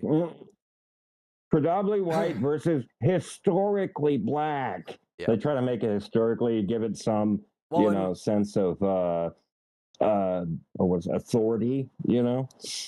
Yeah, I suppose so. And it also because they have to start admitting more people because none of the black students are paying for tuition, so they can't afford to keep the school open. Yeah, I saw that. 10 times that of Xavier University, reaching almost $2 billion. From the surrounding area to the campus itself, you can definitely feel the difference. Because, yo, I'm gonna lie, Tulane is nice as f***. And so I was curious to ask students from the PWI and Was that racism from him? He didn't say that the black university was mean as fuck, but he said specifically that Tulane was nice as fuck.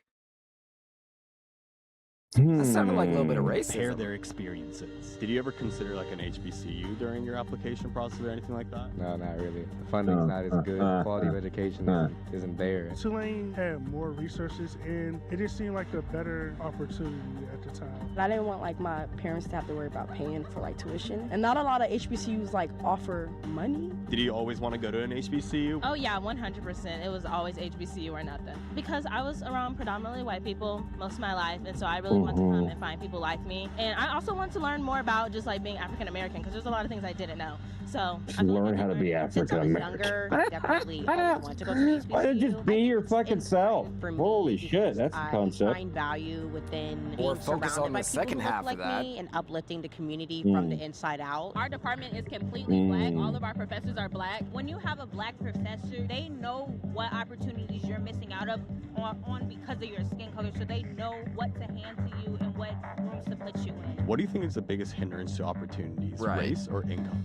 Income. When you're in a low-income family, your versus high, like you could have more access to tutoring, things like that. So I would probably say income. For me personally, I think income. My color has to do with a lot of things. You could be smart and go somewhere and still be black or a person of color. So Based on your environment growing up in high school or whatever, and then now coming here, was it like a big culture shock for you? There's a lot of different black people here, all from different places. So I did find people like me, and then I found people from other places. So no. Some white students have been segregated Learning and how placed to together be as black. roommates. That just blows my mind that that Students came were out of all their mouth. being placed in a specific building. You need to learn how to be white, on the Chris. same floor. I know I racism? do. I'm not very I good think at it it. definitely is racism, but I honestly think it depends on You who suck, we're quite placing frankly. When you look around, that's really all you see for real, just a bunch of white people, but there's nothing wrong with that. They're cool. I'm not gonna lie, some days I do wish I went to a school where it was more black people, but oftentimes I find myself enjoying the resources that a PWI has. And so what the various experiences show is that The there are same diverse PWI challenges is of being a just minority in a hilarious. specific population. And so if that's the They're case, could a so white student racist, even bro. fully Well, and grasp it the challenges of implies being a that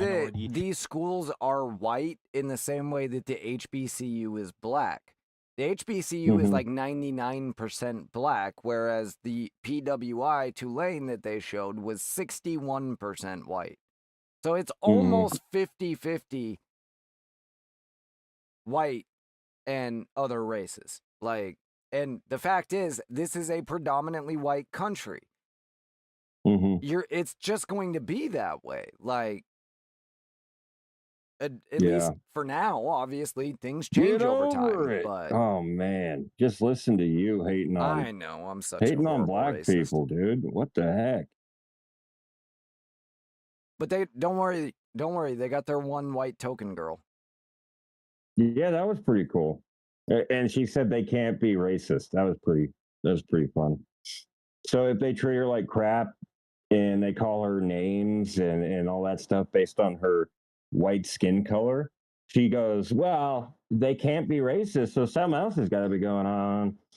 Well, and it's just the idea that, oh, you fit in with them, so it's okay. As if everyone else is I just wonder going to how much of that she believes. mean to Though. them, Like, think about that. or- How much of that is her saying what she thinks she's supposed to say just so she doesn't get targeted? Well, I'll share with you at the end of the video a couple of the comments under here, but even at an HBCU. Do you guys think more? because I think there might be something to that. No, we like our white friend. We like her, but that's it. That's it? I feel like, I don't know. Oh, No.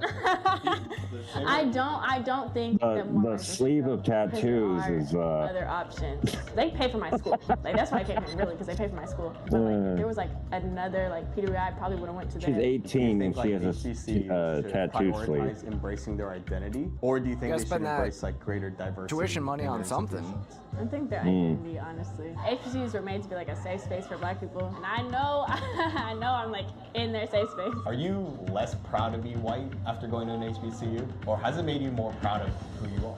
There could definitely be negative connotations towards being a white person, but I feel like people either try too hard to like act black, or they're just like pushing their racist ass views, and like that's really the problem. You just be a normal person. And if you live in America, it's something that As we've all she heard. says that. Look, I'm no saint because I've said stuff like that too. Whether it be labeled as something that white, black, or Asian people do, what does acting a certain race even mean? So what do you think it means to act white? Acting white is kind of being all proper, not really showing too much of like, I don't want to say it because it's going to sound bad, but like personality. I feel like that's such a stupid term. You can't act a race. You can act ghetto and you can act prissy, but you can't act white. Have you ever been accused all She people, I made can't believe I agree sense. with Holy her. crap, she made some sense, I dude. know. Race is a construct. I don't agree This with kid, that. I like I this mean, yes, I have. Probably going to Tulane doesn't help either. My personality is fun and just being happy.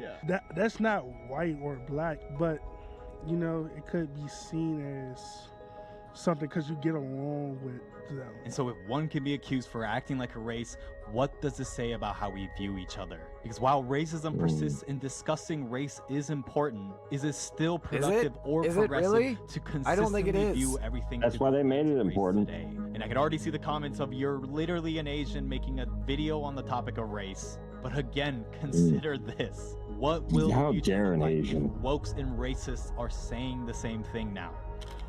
Because as of this year, affirmative action was deemed unconstitutional by the Supreme Court. And so what effects will that have not just on PWIs, but for HBCUs? I guess it... Oh, man, they just come up with terms right out of their butthole, or dude. opposes the decision. Isn't having equal access to people with similar experiences, along with exposure to different perspectives, still the best way towards becoming a well-rounded person? But again, is that being lost? So it seems like the consensus is that it's very important to be around people that share like your same culture. Do you guys also think that you can also make the argument that being around different people is also like a big strength and you can get like a lot out of it than just maybe only sticking around people that look like you? People that look like you go around people that do things like you. Sometimes you may see more black people doing a certain thing, so that's why it gears you towards being around them, whereas you might not see a white person doing that. You learn something from everybody, whether it be like good or bad. That is pretty cultured, I'm not gonna lie. Like, we don't, it's not like babysitting a white person. She fits right in, and it's not like we had to create a black version of her. She's just her herself, and we love her as it. Oh, she's scared to death of saying anything out of line. She just said that. Instead, it's about looking inwards and having conversations with people that you may disagree with. Because I personally learned the most by doing so. Whether they've changed my mind or I've developed stronger arguments on my own. Whether they're white or also black. Questioning everything with respect. That's the mission of exploring the unfamiliar. Thanks for watching, and like, comment, and subscribe if you want to see more content where I turn.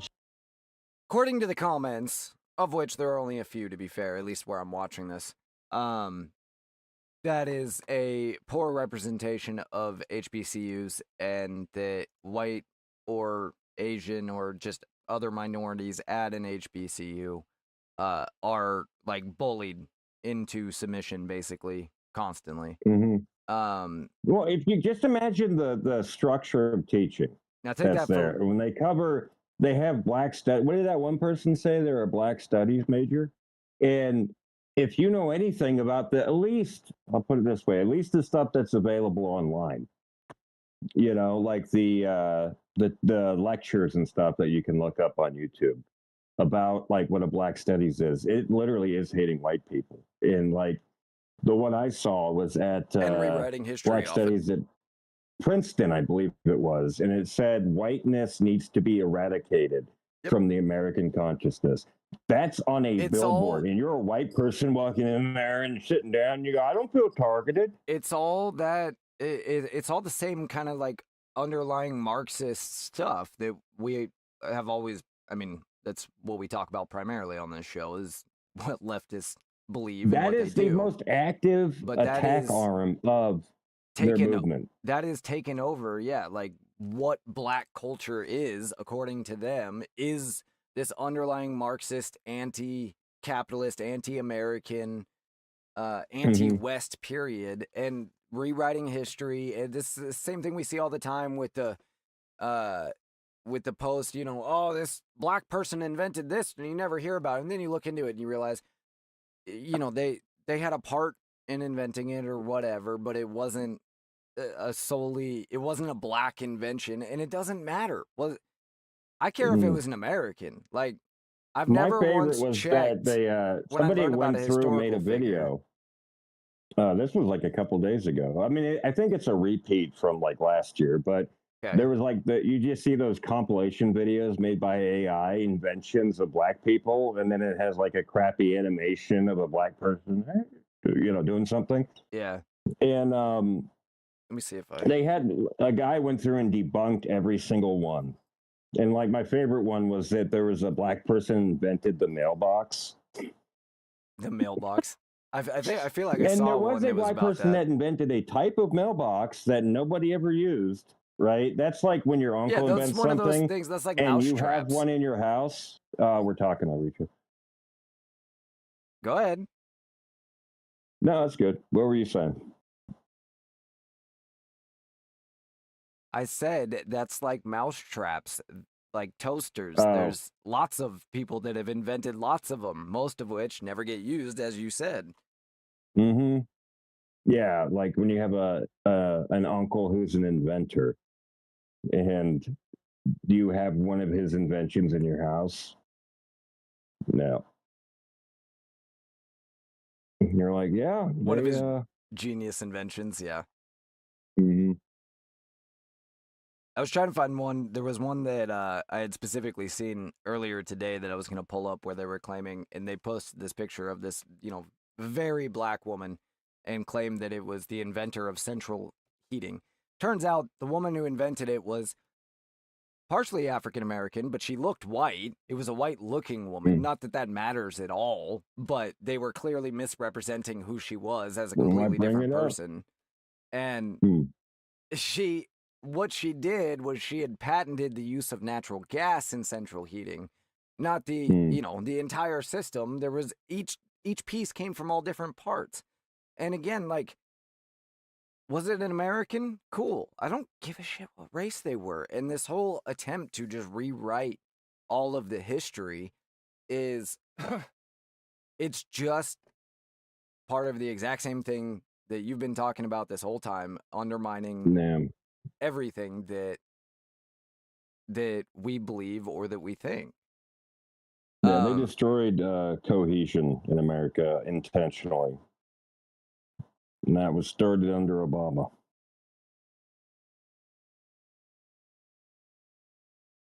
One of the comments says, and keep in mind these are comments, so take them for what they're worth, but one of them said, I have friends at HBCUs. They have gotten spit on. They get intimidated and worse, harassed by the faculty, and even given extra work that black students are not required to do. Plus, you are actively discouraged from any social discussions in classroom and forget fair treatment if they hear you are conservative. That's true at almost any college. Yeah.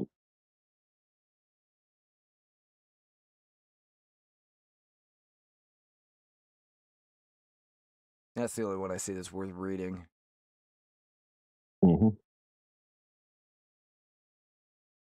Anyway, let me let's see what else we got here. Oh, I asked you before the show, had you heard anything about these new details about Jeffrey Epstein's suicide? Apparently. No. And I don't know where exactly this information comes from. If it's out of the documents that were published, that's what I heard, is that it came out of the documents that were published. I tried to find the specific documents, but I didn't have a lot of time to look. But apparently out of all the Epstein documents that have been released, we found out many new details that make it, very clear that somebody murdered him, and we have a good idea of who, although not necessarily a name, but what they were. And that that Dan Bongino lied, first of all, because what did he say? He said very specifically, he didn't say there was no evidence. He said that there was video clear as day that nobody went up to his cell that night, I believe is what he said. And then he basically said, take my word for it. Like, we're just supposed to believe him as part of the FBI. This is when I lost all respect for him. Real quick, breaking. Yeah. What you got? Did you know that, you know who Clavicular is? No, I don't. He is, look up Clavicular so you can get a picture of him up. He's an influencer that something called looks maxing, right? Where they break their jaw. Oh, lovely. And how do you spell that? Yeah, clavicular. Clavicular. I said it like a spelling bee. Clavicular. Okay, there we go. Use it in a sentence. There was a douchebag named Clavicular. All right, I got a picture of him up here. Wow, what a guy. Right, so he got arrested with 2 felonies. Forgery, possession of a forged instrument, and dangerous drug possession used. He said on camera that he uses methamphetamine to keep his weight down. That's what's going on. His mugshot is hilarious, dude. You would think with that kind of money, you would just use Adderall or something that's legal. Well, no, he only gets the finest methamphetamine. He gets gourmet or whatever. That doesn't even like.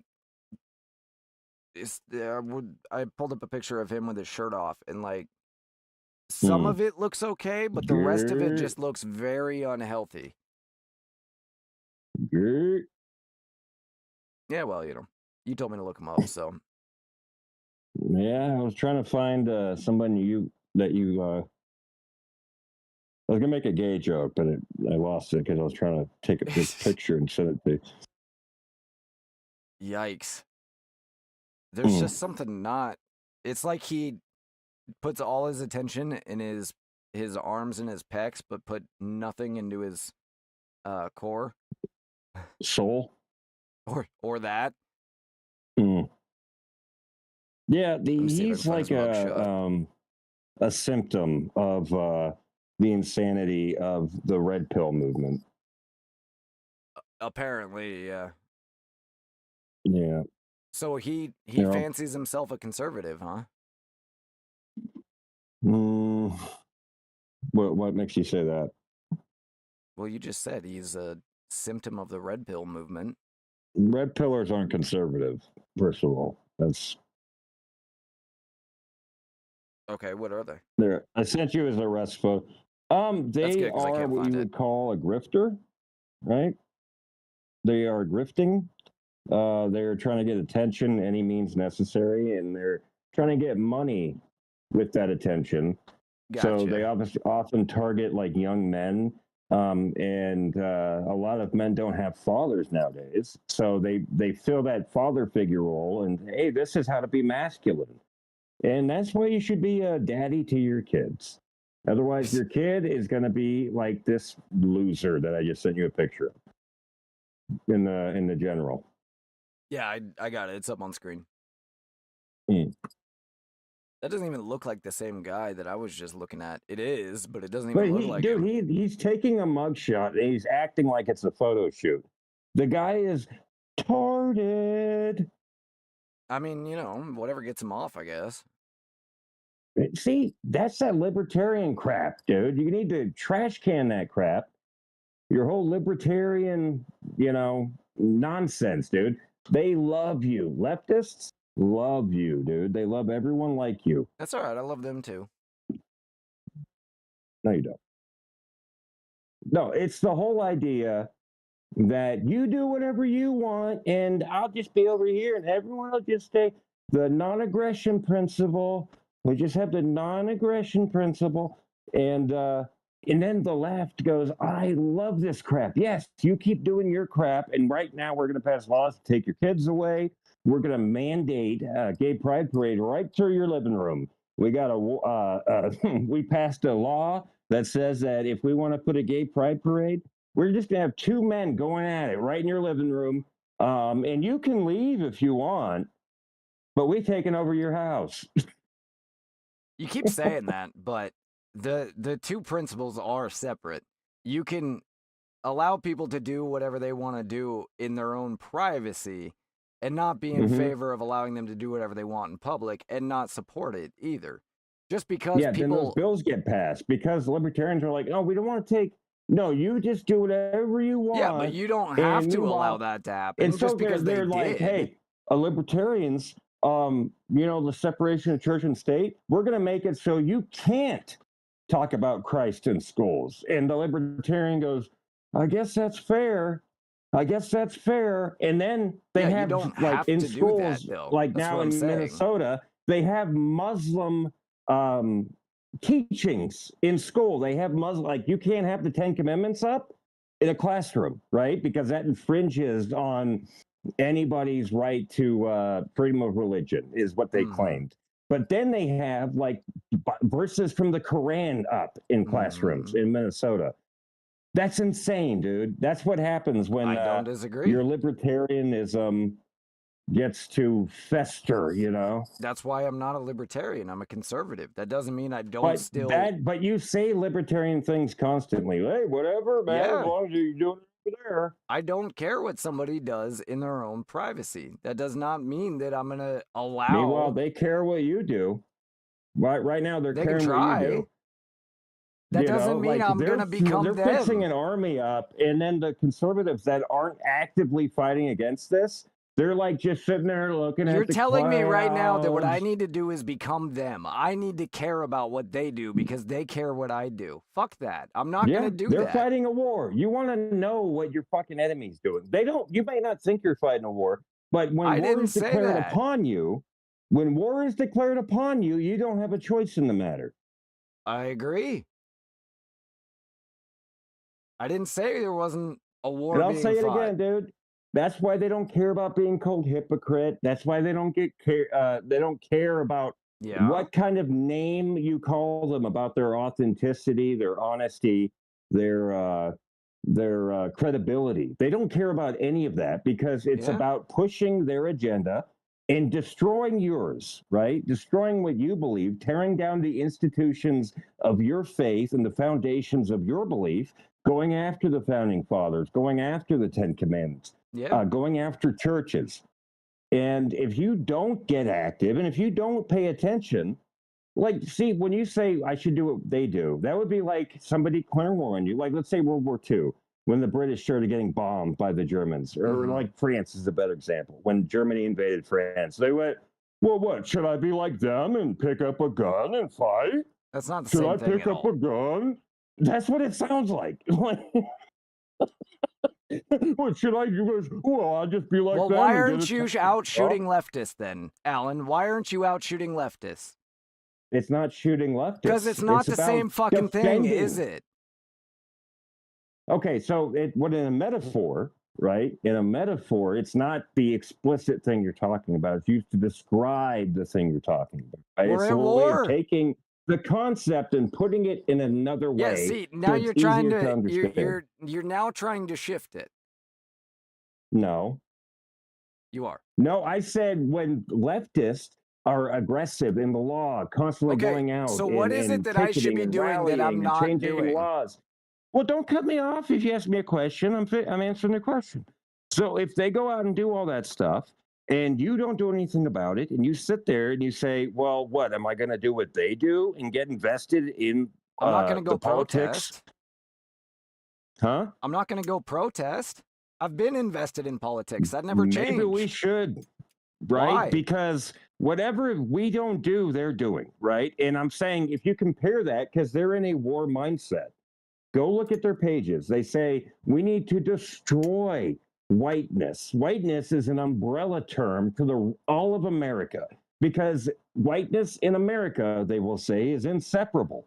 Yeah, the radicals right? say that, yeah. So we have to destroy America to destroy whiteness, right? That's their thinking, okay? And we take that idea of them being at war with us. They've declared war on Americans, right? Conservative Americans. Okay. We take that to another example when Germany invaded France during World War II, okay? And they come across the border with guns and tanks and airplanes. And if the French were to say, hey, I don't want to be like them, what am I going to do? Do exactly what they do? Pick up a gun, get a tank? Right? You see where the logic is? No, I don't, because it's not the same thing. I get what you're trying to connect. It's not the How same is that? thing. You're intentionally not understanding. You're intentionally being... Are leftists trying to shoot you? Are they trying to fight a war in the sense... It has nothing to do with shoot you. It has nothing... So in the metaphor... That's what I'm saying. It's two different things. I understand what a metaphor is, Alan. I'm talking about... So when I say... the guns and tanks and things. Okay, during World War II so example, fuck, that equates, fuck all your conservative principles. Do out, whatever it takes to beat no, leftists. No.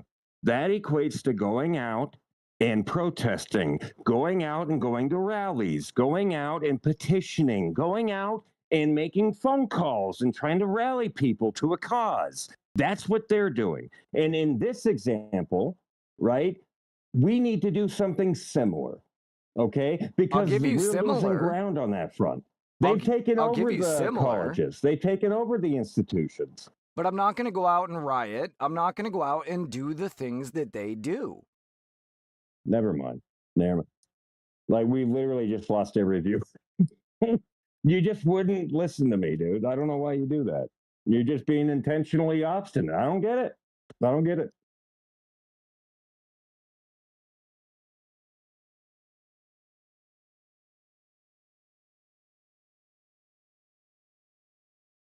We have to. We have to do what they do, apparently.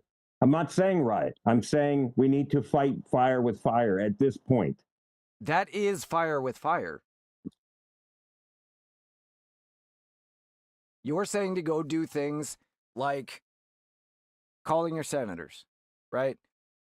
Like making petitions. That's all fine and well within the bounds of conservatism.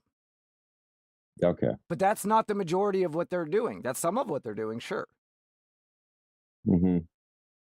What I'm saying is, I'm fine with doing whatever as long as it's consistent. I'm not going to become them in doing that. Do you believe you should act the same way you do in peacetime as you do in wartime? Or should you have a different mindset? Obviously, you should have a different mindset. Okay. That's what I was checking. That's not what you said. You said do what they do. No, we need to go out and rally. We need to have petitions. We need to what make good an do their protests organizations. accomplish? What good do their rallies accomplish? You know, the psychology of a rally is very interesting. It's more for the people that show up to it than it is for the people around, right? It's a galvanizing process for the people in there. It tightens the bonds within them, right? And it strengthens their belief in what they're up to. It could, sure. Well, that's the psychology of it. Yeah. So that's why we do it. That's what it accomplishes. I don't have a problem if somebody wants to do that. I don't particularly find those things that useful. The left has done that all throughout history. And the right has in some instances, as well as, various other smaller groups. But how much have they gained, though? Look how much they have accomplished in their agenda. It doesn't have anything to do with the vast majority. I won't say anything, but the vast majority of that didn't accomplish anything. The accomplishments came from lying, from having people in positions of power that were willing to lie about what they were actually doing. That's where their actual power came from. Based on the rallies, right? You can say that, based on but you getting can't people prove it. galvanized, based on organizational processes, based on moving as a group towards a goal, right?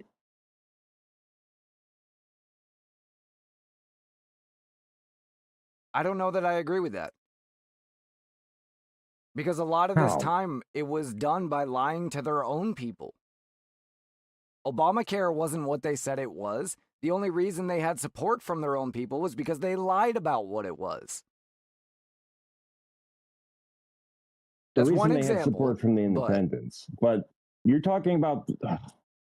All right, I don't even know. Don't even know. All right, well, let's go back to Epstein then. This one's from the BBC. Previously unseen photos showing Jeffrey Epstein's body lying on a stretcher and being attended by medics in the immediate aftermath of his death have been released by the U.S. government. 20 images, many of which are too graphic to show, were published as part of a declassified FBI report into Epstein's death in custody, as well as a post-mortem examination and internal prison documents. They're among millions of documents published Friday by the DOJ.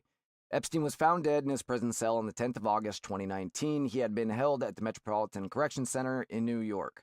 The newly released FBI report titled Jeffrey Epstein Death Investigation appears to be a probe into his death by the agency's field office in New York. The 23-page report has an unclassified note stamped on each page. The unredacted documents, viewed by the BBC, show close-up images of Epstein's neck and visible signs of injury. They also contain Epstein's post-mortem examination and a psychology report on his mental health in the days before he killed himself. Several of the photos show Epstein lying on a stretcher while medics attempt to resuscitate him. They are dated 10th August 2019, timestamp of 6:49 local time, 16 minutes after he was found unresponsive in his cell. The location of the photos is not clear, but Epstein was transported to a nearby hospital at 6:39, where he was pronounced dead. 3 other photos have notes indicating they were captured at the hospital. They show close-up of his head and visible injury on his neck. Epstein's name is on each photo, but his first name is misspelled. Okay. BBC ran reverse image searches. They're new. Parts of Epstein post-mortem report by the OCME also appear in the report, including scans of 2 fractures on Epstein's thyroid cartilage. And this was, of course, at the center of he didn't hang himself, because that never happens, I guess, in a hanging. The FBI report includes 6-page timeline of Epstein's detention at the New York Metropolitan Correction Center, his arrest on federal sex trafficking charges until his death. It reveals Epstein was placed on suicide watch after he tried to kill himself on the 23rd of July, 2019. Epstein accused his cellmate, Nicholas Tartaglone, a former police officer facing murder charges, of trying to kill him at the time. So he didn't say he tried to commit suicide. His former police officer cellmate tried to kill him, according to Epstein. In meeting with a psychologist the following day, Epstein said he had no interest in killing himself and that it would be crazy to take his life. The document states, on 25th of July, he stated he was too vested in my case to fight it. I have a life and I want to go back to living my life, according to the psychologist report. Other documents released by the DOJ I bet he does. Show the prison's warden had advised that Epstein should not be housed alone and emphasized a need for 30-minute checks on his cell and unannounced rounds to be undertaken. Epstein's cellmate was released the day before his death. On the night of 9 August, the prison guards also failed to conduct checks for 3 and 5 o'clock. Prison documents show, and the camera system in the unit was also down.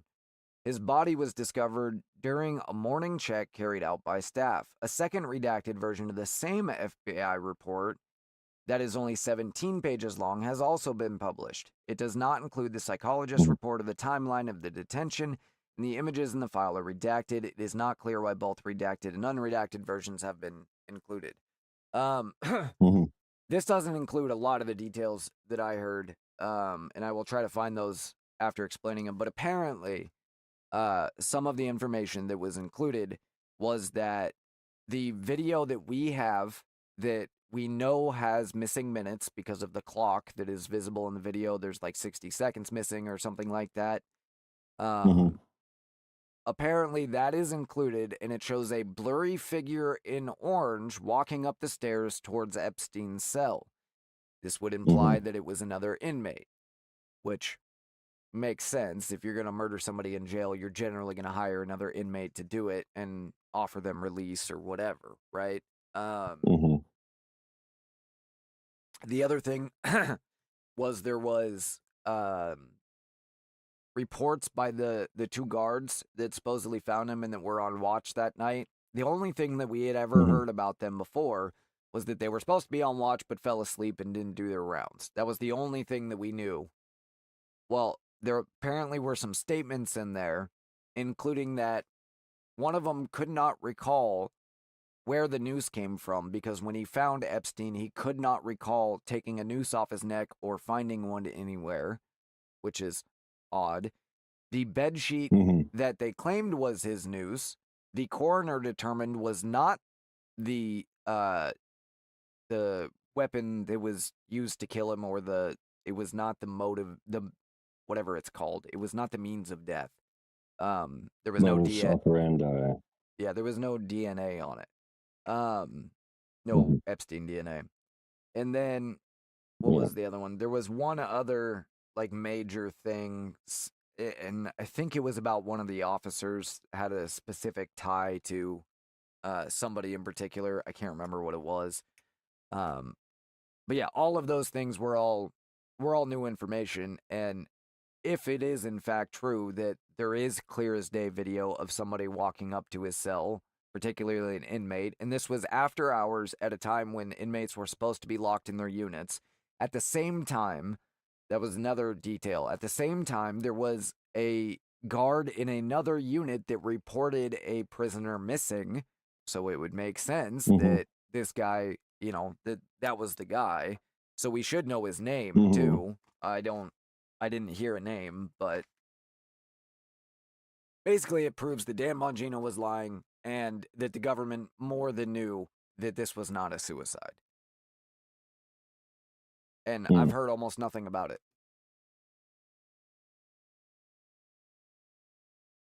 There you go.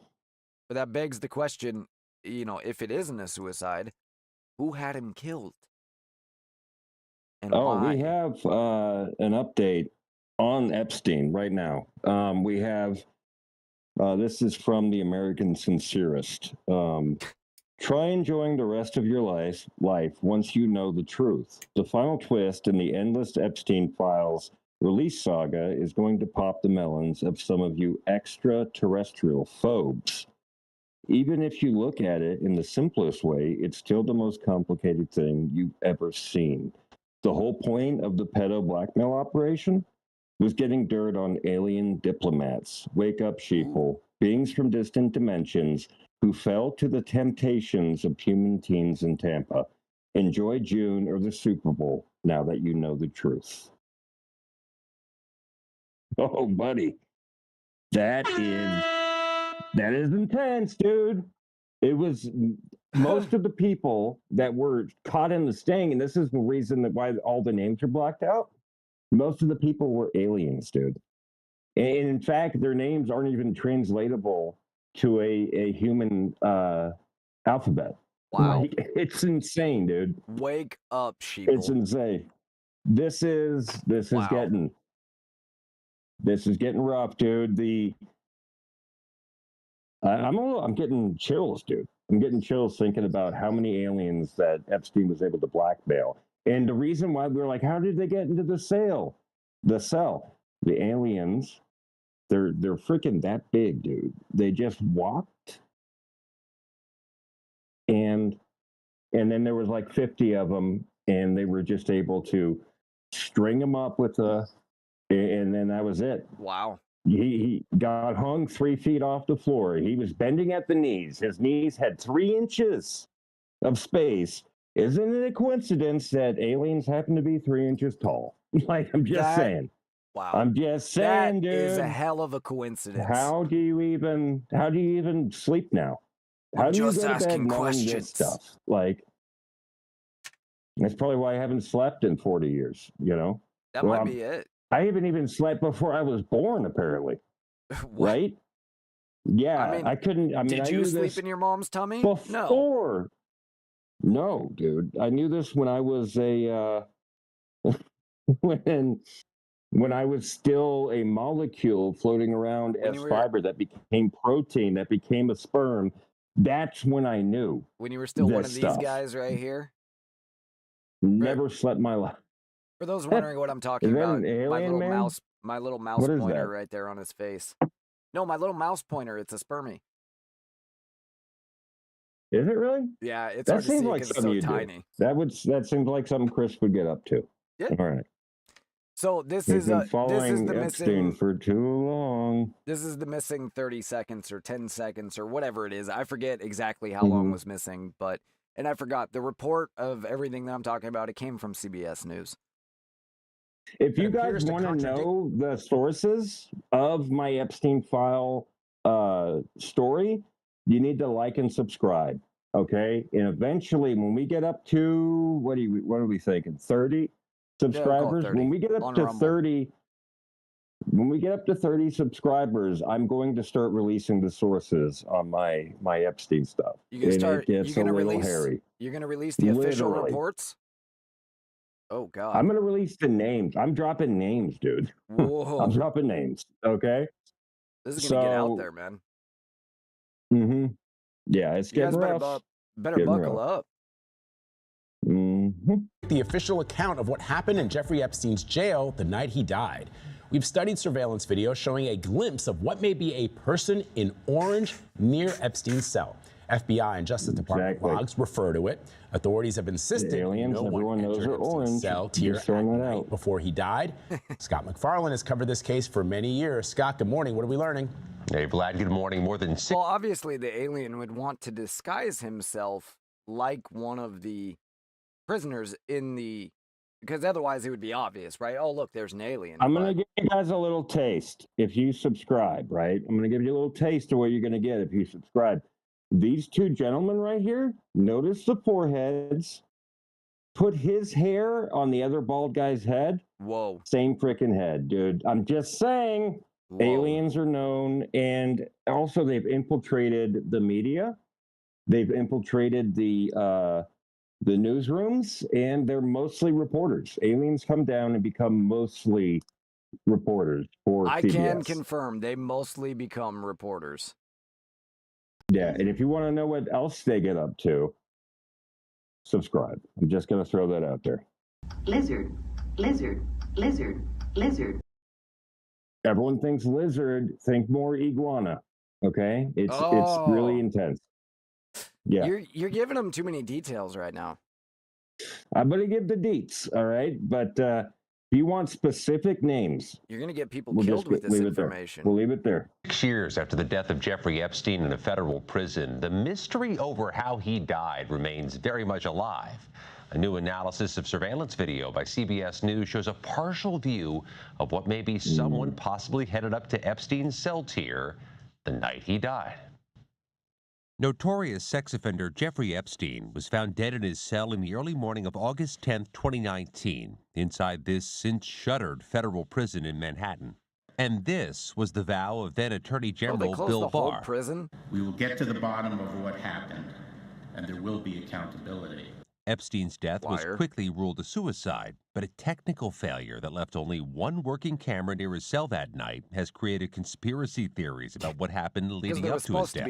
At the time, the Attorney General said no one entered Epstein's housing tier the night of his death. But there's been scrutiny of a particular moment on the cell block surveillance footage where an orange-looking flash could be seen at 10:39 p.m. A report from the Justice Department Inspector General Flash, quote, hey, pause it. Just another detail for our loyal viewers. Most people don't realize that's right up against the camera. That's right. You think that's far away. That's a blurb right an inch away from the camera, dude. Yeah, dude, as you can see, a flash of orange, this is what they put in the report. A flash of orange can be seen going up the stairs. Inmates are currently on lockdown. It is possible someone is carrying inmate linen or bedding up the stairs. Right. I'm sure. Yeah, wake up, people. Wake up the stairs. And the final report refers to it as, quote, an unidentified corrections officer. Unidentified walking object, dude. A UWO. Unidentified corrections officer in orange. Now, newly released Justice Department documents reveal an initial FBI review of surveillance video on the cell block says the flash could possibly be an inmate. And independent video analysts consulted by CBS News say the movement was more consistent with an inmate or someone wearing an orange prison uniform than a corrections officer. And prison employees tell CBS News it would have been highly unusual to move an inmate at 10:39 p.m. Jeffrey Epstein was found dead at 6:30 a.m. the following morning. And last year, then Deputy FBI Director Dan Bongino insisted, there's video clear as day. He's the only person in there and the only person coming out. You can see it. A separate CBS News investigation last year also cast doubt on how the prison preserved the crime scene and why Jeffrey Epstein's body and some object were moved before the FBI arrived. This does not change the assessment Epstein died by suicide, but these new details raise further questions about the thoroughness, Vlad, of that original investigation. Yeah, a lot of questions. Scott, thank you very much. All right, shut up. That man's got a hell of a broadcaster voice. Not bad at all. Flash of orange, yada yada. Let's see. Transcript. Thomas interview conducted 2 years after Epstein's death. Thomas told investigators he discovered Epstein in his cell shortly after 6:30 a.m. on August 10th, and that he ripped Epstein down from the hanging position. Investigators then asked what happened to the noose. I don't recall taking the noose off. I really don't, he replied. I don't recall taking the thing from around his neck. So then where did this other noose come from? Noelle, who remained standing at the cell entrance, told investigators she saw Thomas lower Epstein to the floor but did not see a noose around his neck. The noose Epstein allegedly used has never been definitively identified. According to the Inspector General's report, a noose collected at the scene was later determined to not be the ligature used in his death. Thomas also described Epstein as shirtless when he found him. Evidence records indicate a shirt believed to have been cut from Epstein's body was later returned from the hospital in a bag of personal belongings. So again, where did the shirt come from if he wasn't wearing it? I don't know. Obviously aliens, obviously. But why did they put him in there is the question. Hey, I sent you a thing on X. On X? Okay. Yeah, look at the messages. And I don't know who the picture of the guy is. Let's see. Hold on, I got to take it off the screen real fast if I'm going to go to the messages. All right, that's probably a good idea. Usually a good idea. Otherwise, people will see our private messages back and forth, you know? Yeah, you don't want them to know what you sent. When you get a little bit up there, right? You get a little high and you start telling all your secrets, dude. You don't want people to know what I have to deal with. That's not for public consumption, okay? That's between you and me. The only thing I have here is the live stream, and then, oh, that's the guy you follow. Do I need to click on that? Yeah, click on that, and okay. I'm responding. Yeah.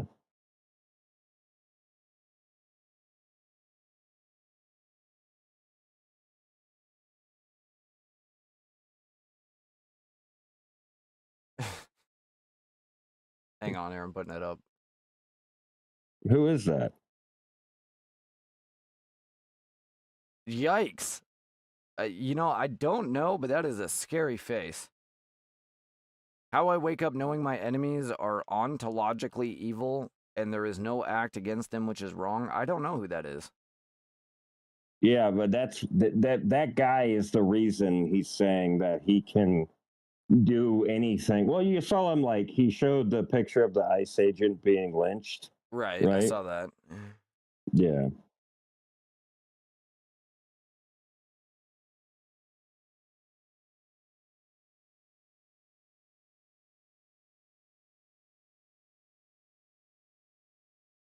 No, I'm not asking who you are in response to the interaction. I'm asking who the photo is. There you go. No, she didn't like it. You didn't like... I haven't gone off the page yet. I'm trying to answer your question. Oh, my gosh, dude. You didn't like... Oh, my gosh. That's the support you can expect from Chris, dude. That's the support you can expect from JBU, man. Patrick Bateman? That can't be... Patrick Bateman. That sounds too familiar. That doesn't... Well, that's an actor, but... I thought so. Or no, that's... Not... I thought that was the guy that played Batman or whatever. No, it's not Patrick Bateman. It's Jason Bateman is the actor. Yeah. Bret Easton's American Psycho is Patrick Bateman. Wall Street businessman, apparently. Fictional character created by novelist Bret Easton Ellis. Yeah. So that's who that guy in the picture is? No, I don't think so. I'm still waiting for an answer, but that was one of his processing things. I guess while I'm doing that, I'll go back and like it. Like.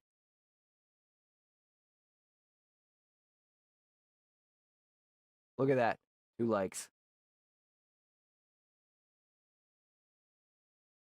Did I get a like on that? Oh my gosh, dude. Chris actually came through as a bro, man. What the heck? Never expected that.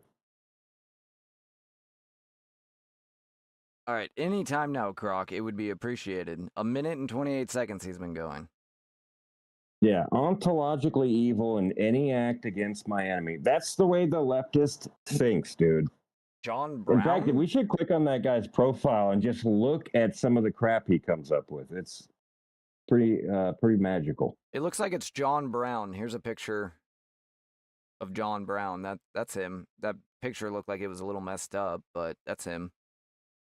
John Brown. Wait, the guy in the guy in the Kansas? photo was an abolitionist named John Brown. Yes. Decades so he preceding said Civil that War. then. Okay, so John Brown said how I know. So he thinks that I guess so. John Brown is evil? I don't get it, dude. Like, yeah, I'm not sure. I do That not still understand. doesn't make sense. John Brown, the American abolitionist, did. Okay, hold on. Let me change this to fast. Did he? Yeah, it's the guy like he posts pictures of lynching ICE agents, and he openly calls for conservatives to be shot in the street like dogs, and Christians need to have their churches burned down. It's insane. These people have millions of followers. Like, this isn't like some small, side movement. This is like their actual thinking. Yikes. Well, he's one of them, right? So I don't know about him, but like the guys he follows, look how many people. Yeah, it's insane. No, John Brown did not say that quote, by the way. Well, then. So it makes even less sense, basically. Yeah. Well, who said that quote? Or that guy did? He just made it up? Wow. Either he made it up or someone else probably made it up, but they put it in that meme. I doubt he knows what ontological means. So, how I wake up knowing my enemies are ontologically evil and there is no act against them which is wrong is a modern internet meme formatted. Parodies how I sleep at night, how I wake up, joke template, often paired with historical figures like John Brown, to humorously or ironically capture a mindset of total moral justification against perceived absolute evil, like slavers in his era. Searches for the exact same phrase or close variations tied to John Brown turn up only meme posts on platforms like Reddit, X, iFunny, Facebook, and Instagram. Nothing in historical records, his letters, speeches, or biographies, yada yada. The word ontologically, a philosophical term about the nature of being, is anarchistic. That's not right, but that's as close as I can get to saying it. It's not language from the 19th century abolitionist writings.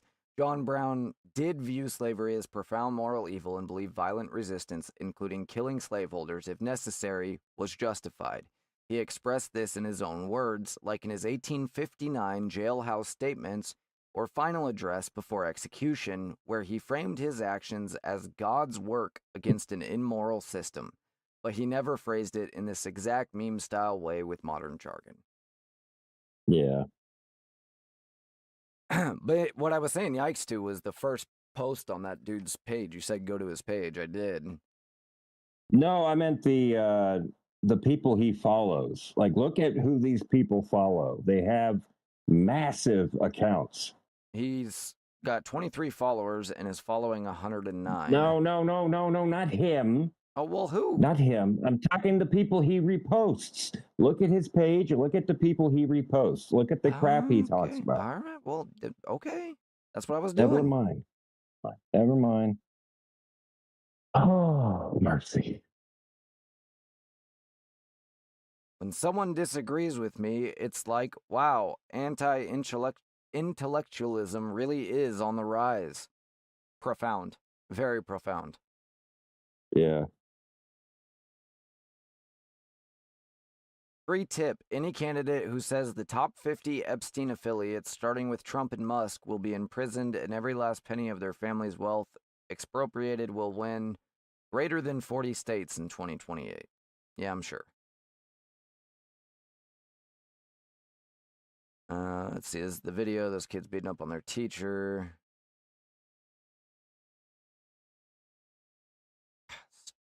Stupid browser. Hang on. There we go.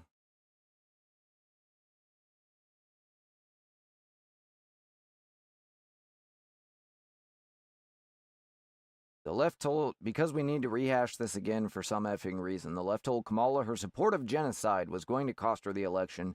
The poll said the same thing. She decided supporting Israel's genocide was more important than beating Donald Trump. You know, Israel really sucks at genocide if that's what they're trying to do. I'm the last person to want to defend Israel. I shouldn't say the last. I'm not the last. But I'm certainly not the first person to want to defend Israel. But if they're trying to genocide the Palestinians, I feel like they could have done better than less than 100,000 in this amount of time. Mm-hmm.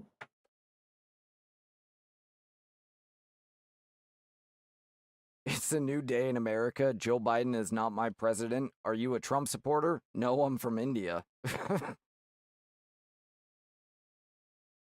Did I click on the wrong page or something? That's all he has posted.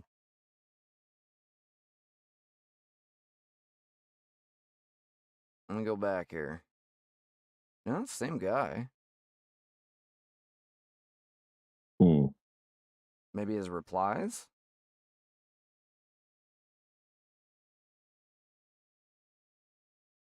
That's a cute opinion. Did Epstein give it to you?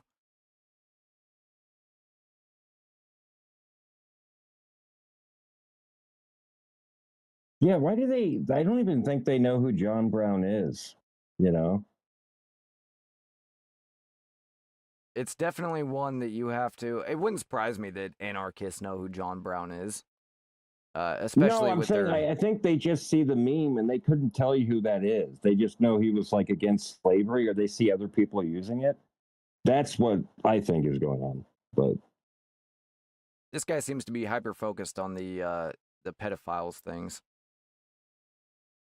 yeah, they didn't care when their people, right? They're like, you know, I think elites in general are just messed up people. Typically, like when you find the high level elite, these people have been scrutinized up and down.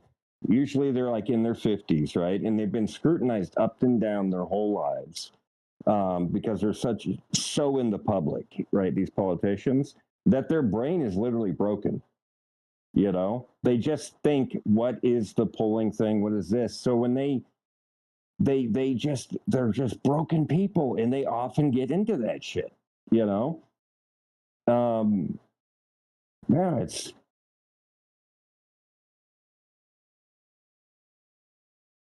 I can't even wrap my head around this guy's position, let alone his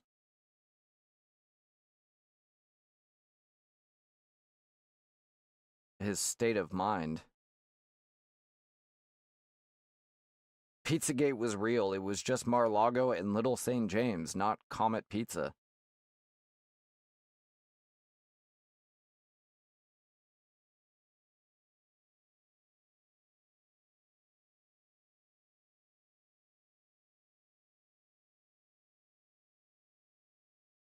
He posted that same meme to someone else.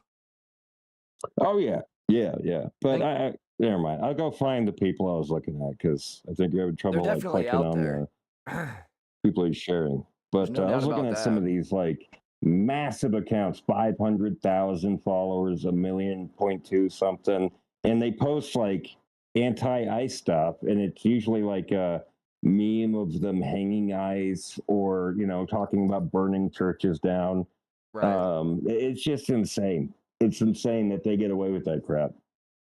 And they talk about, you know, oh, the conservatives have taken over X. Sorry, I'm writing some. No, you're fine. While you're doing that, I'm going to play this video for the people watching. You don't have to click on it if you don't. It's just, so this is a Suzanne Bonamici. She's an Oregon representative, and she came up to the ICE facility in Tacoma, which, by the way, is where a leftist shot a couple ICE officers many years ago. But she came up to try and get dirt on them, basically. Mm-hmm. And she's forced to admit at the beginning of the video, well, it was actually really clean in there, but they knew we were coming, so they must have cleaned up. That's what she says. Watch. Suzanne Bonamici, Oregon's 1st District. I'm here today at the Tacoma, Washington ICE detention facility. We came for a scheduled tour, and I tell you, they knew we were coming. They made it look nice, but we know it's not always like that. What isn't nice is what's happening to people here. All right, we don't need to hear trash. ICE is nice. We needed to get that trending. ICE is nice. ICE is nice. Yeah. There you go, guys. Go put that hashtag ICE is nice on X. Feel free to, share the live stream while you do it. That's it. Mm-hmm. I'll make a post here. Oh, and then I just doxed you anyway. Mm-hmm. Now people saw our private messages. Uh-oh. Trying to coordinate I'm our gonna go to Grok and tell them private conversations. Oh, who gives a shit? Hashtag ICE is nice.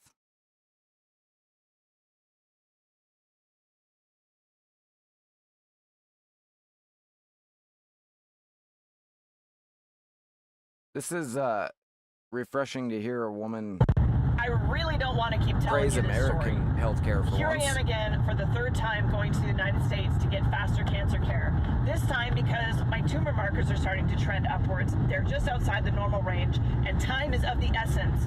For those of you who don't know, a year and a half ago I was diagnosed with a stage 4 ovarian cancer, extremely aggressive. I was diagnosed in Canada, and had I waited for treatment there, I would have died. Instead, because I'm a dual citizen, I went down to the United States, where I'm also a veteran, activated medical benefits, and barely saved my life. VA Barely got treated in the even. nick of time. Treated it aggressively, had the surgeries. March of 2024, I was declared no evidence of disease. Unfortunately, this is a very aggressive cancer. 90 to 95% chance of recurrence with this cancer. So we have done everything we can to be as aggressive as the cancer. We've thrown everything at it since I came home, as most of you know, including off-label medications like ivermectin. Anything and everything. But it looks like it's trying to make a comeback. So here in Canada, they told me, yeah, maybe we can get you in a CT scanner in about 2 weeks. Meanwhile, the U.S. oncology team said, get down here right now, we can get you in today. So I'm going to be down there. I'll be in a CT scanner tomorrow. This is an aggressive cancer, so we have to be aggressive. There is no wasting. It's nice to hear a Canadian, although apparently dual citizen, being honest for a change. And you do see him like in the comments and stuff, but usually the videos are, oh, you guys and you're Americans, you have to pay for your doctor. And it's like, yeah, you don't, you pay in your taxes, you're still paying a lot more, but it's in your taxes. But when you need health care, you're also waiting a ridiculous amount of time for often basic appointments. And God forbid you have an emergency like this. Good luck getting in to see a specialist anytime in the next year. The fact that they said 2 weeks is impressive. And she's talking about having VA healthcare, the worst healthcare you can possibly have in America, which is really sad because it's our veterans. But, and they got her in the same day. And it's like, so just because your healthcare is free doesn't make it good. Dropping knowledge, dude. Knowledge. It's knowledge. Knowledge. All right, you ready to wrap up? I think so. I'm not finding anything worth going off here. Everything I just looked at, everyone's like watching is the Super Bowl still going? I don't know. It's a good question. I'll look real fast. I would imagine it's probably, at least if there's any overtime. Super Bowl stream. It's 13-29 in the fourth quarter. Seahawks are up. Wow, Seahawks might actually win a Super Bowl. No crap. Yep, 2 minutes, 16 seconds left on the clock. There we go, dude. Well, I appreciate you guys hanging out with us here today. I appreciate you guys. And we had pretty active chat today, which was really cool. I like hearing from you people. Yeah, for sure. Shout out to Southern Cross and Charlie, right? Yeah, Charlie. Mm-hmm. Let us know what you guys thought about the TPUSA halftime, and just generally speaking, thank you for, having the conviction to not watch the Super Bowl. Giving them attention is giving them money. Yeah. All right, let me. In fact, yes. You gonna set us out with a prayer? I would like to, yeah. All right, give me 1 second here. I'm trying to get her. Which one is it? There it is. All right, when you're ready. All right, I'm just going to do an Our Father today. Sounds good. Our Father, who art in heaven, hallowed be thy name. Thy kingdom come, thy will be done, on earth as it is in heaven. Give us this day our daily bread, and forgive us our trespasses, as we forgive those who trespass against us. Lead us not into temptation, and deliver us from evil. For thine is the kingdom, the power, and the glory, forever and ever. Amen. Amen. All right, guys. Thanks for watching, and we will see you back in a couple days. Or maybe tomorrow, who knows? Possibly tomorrow. Keep an eye out. There's a good chance tomorrow. Subscribe if you want to know more.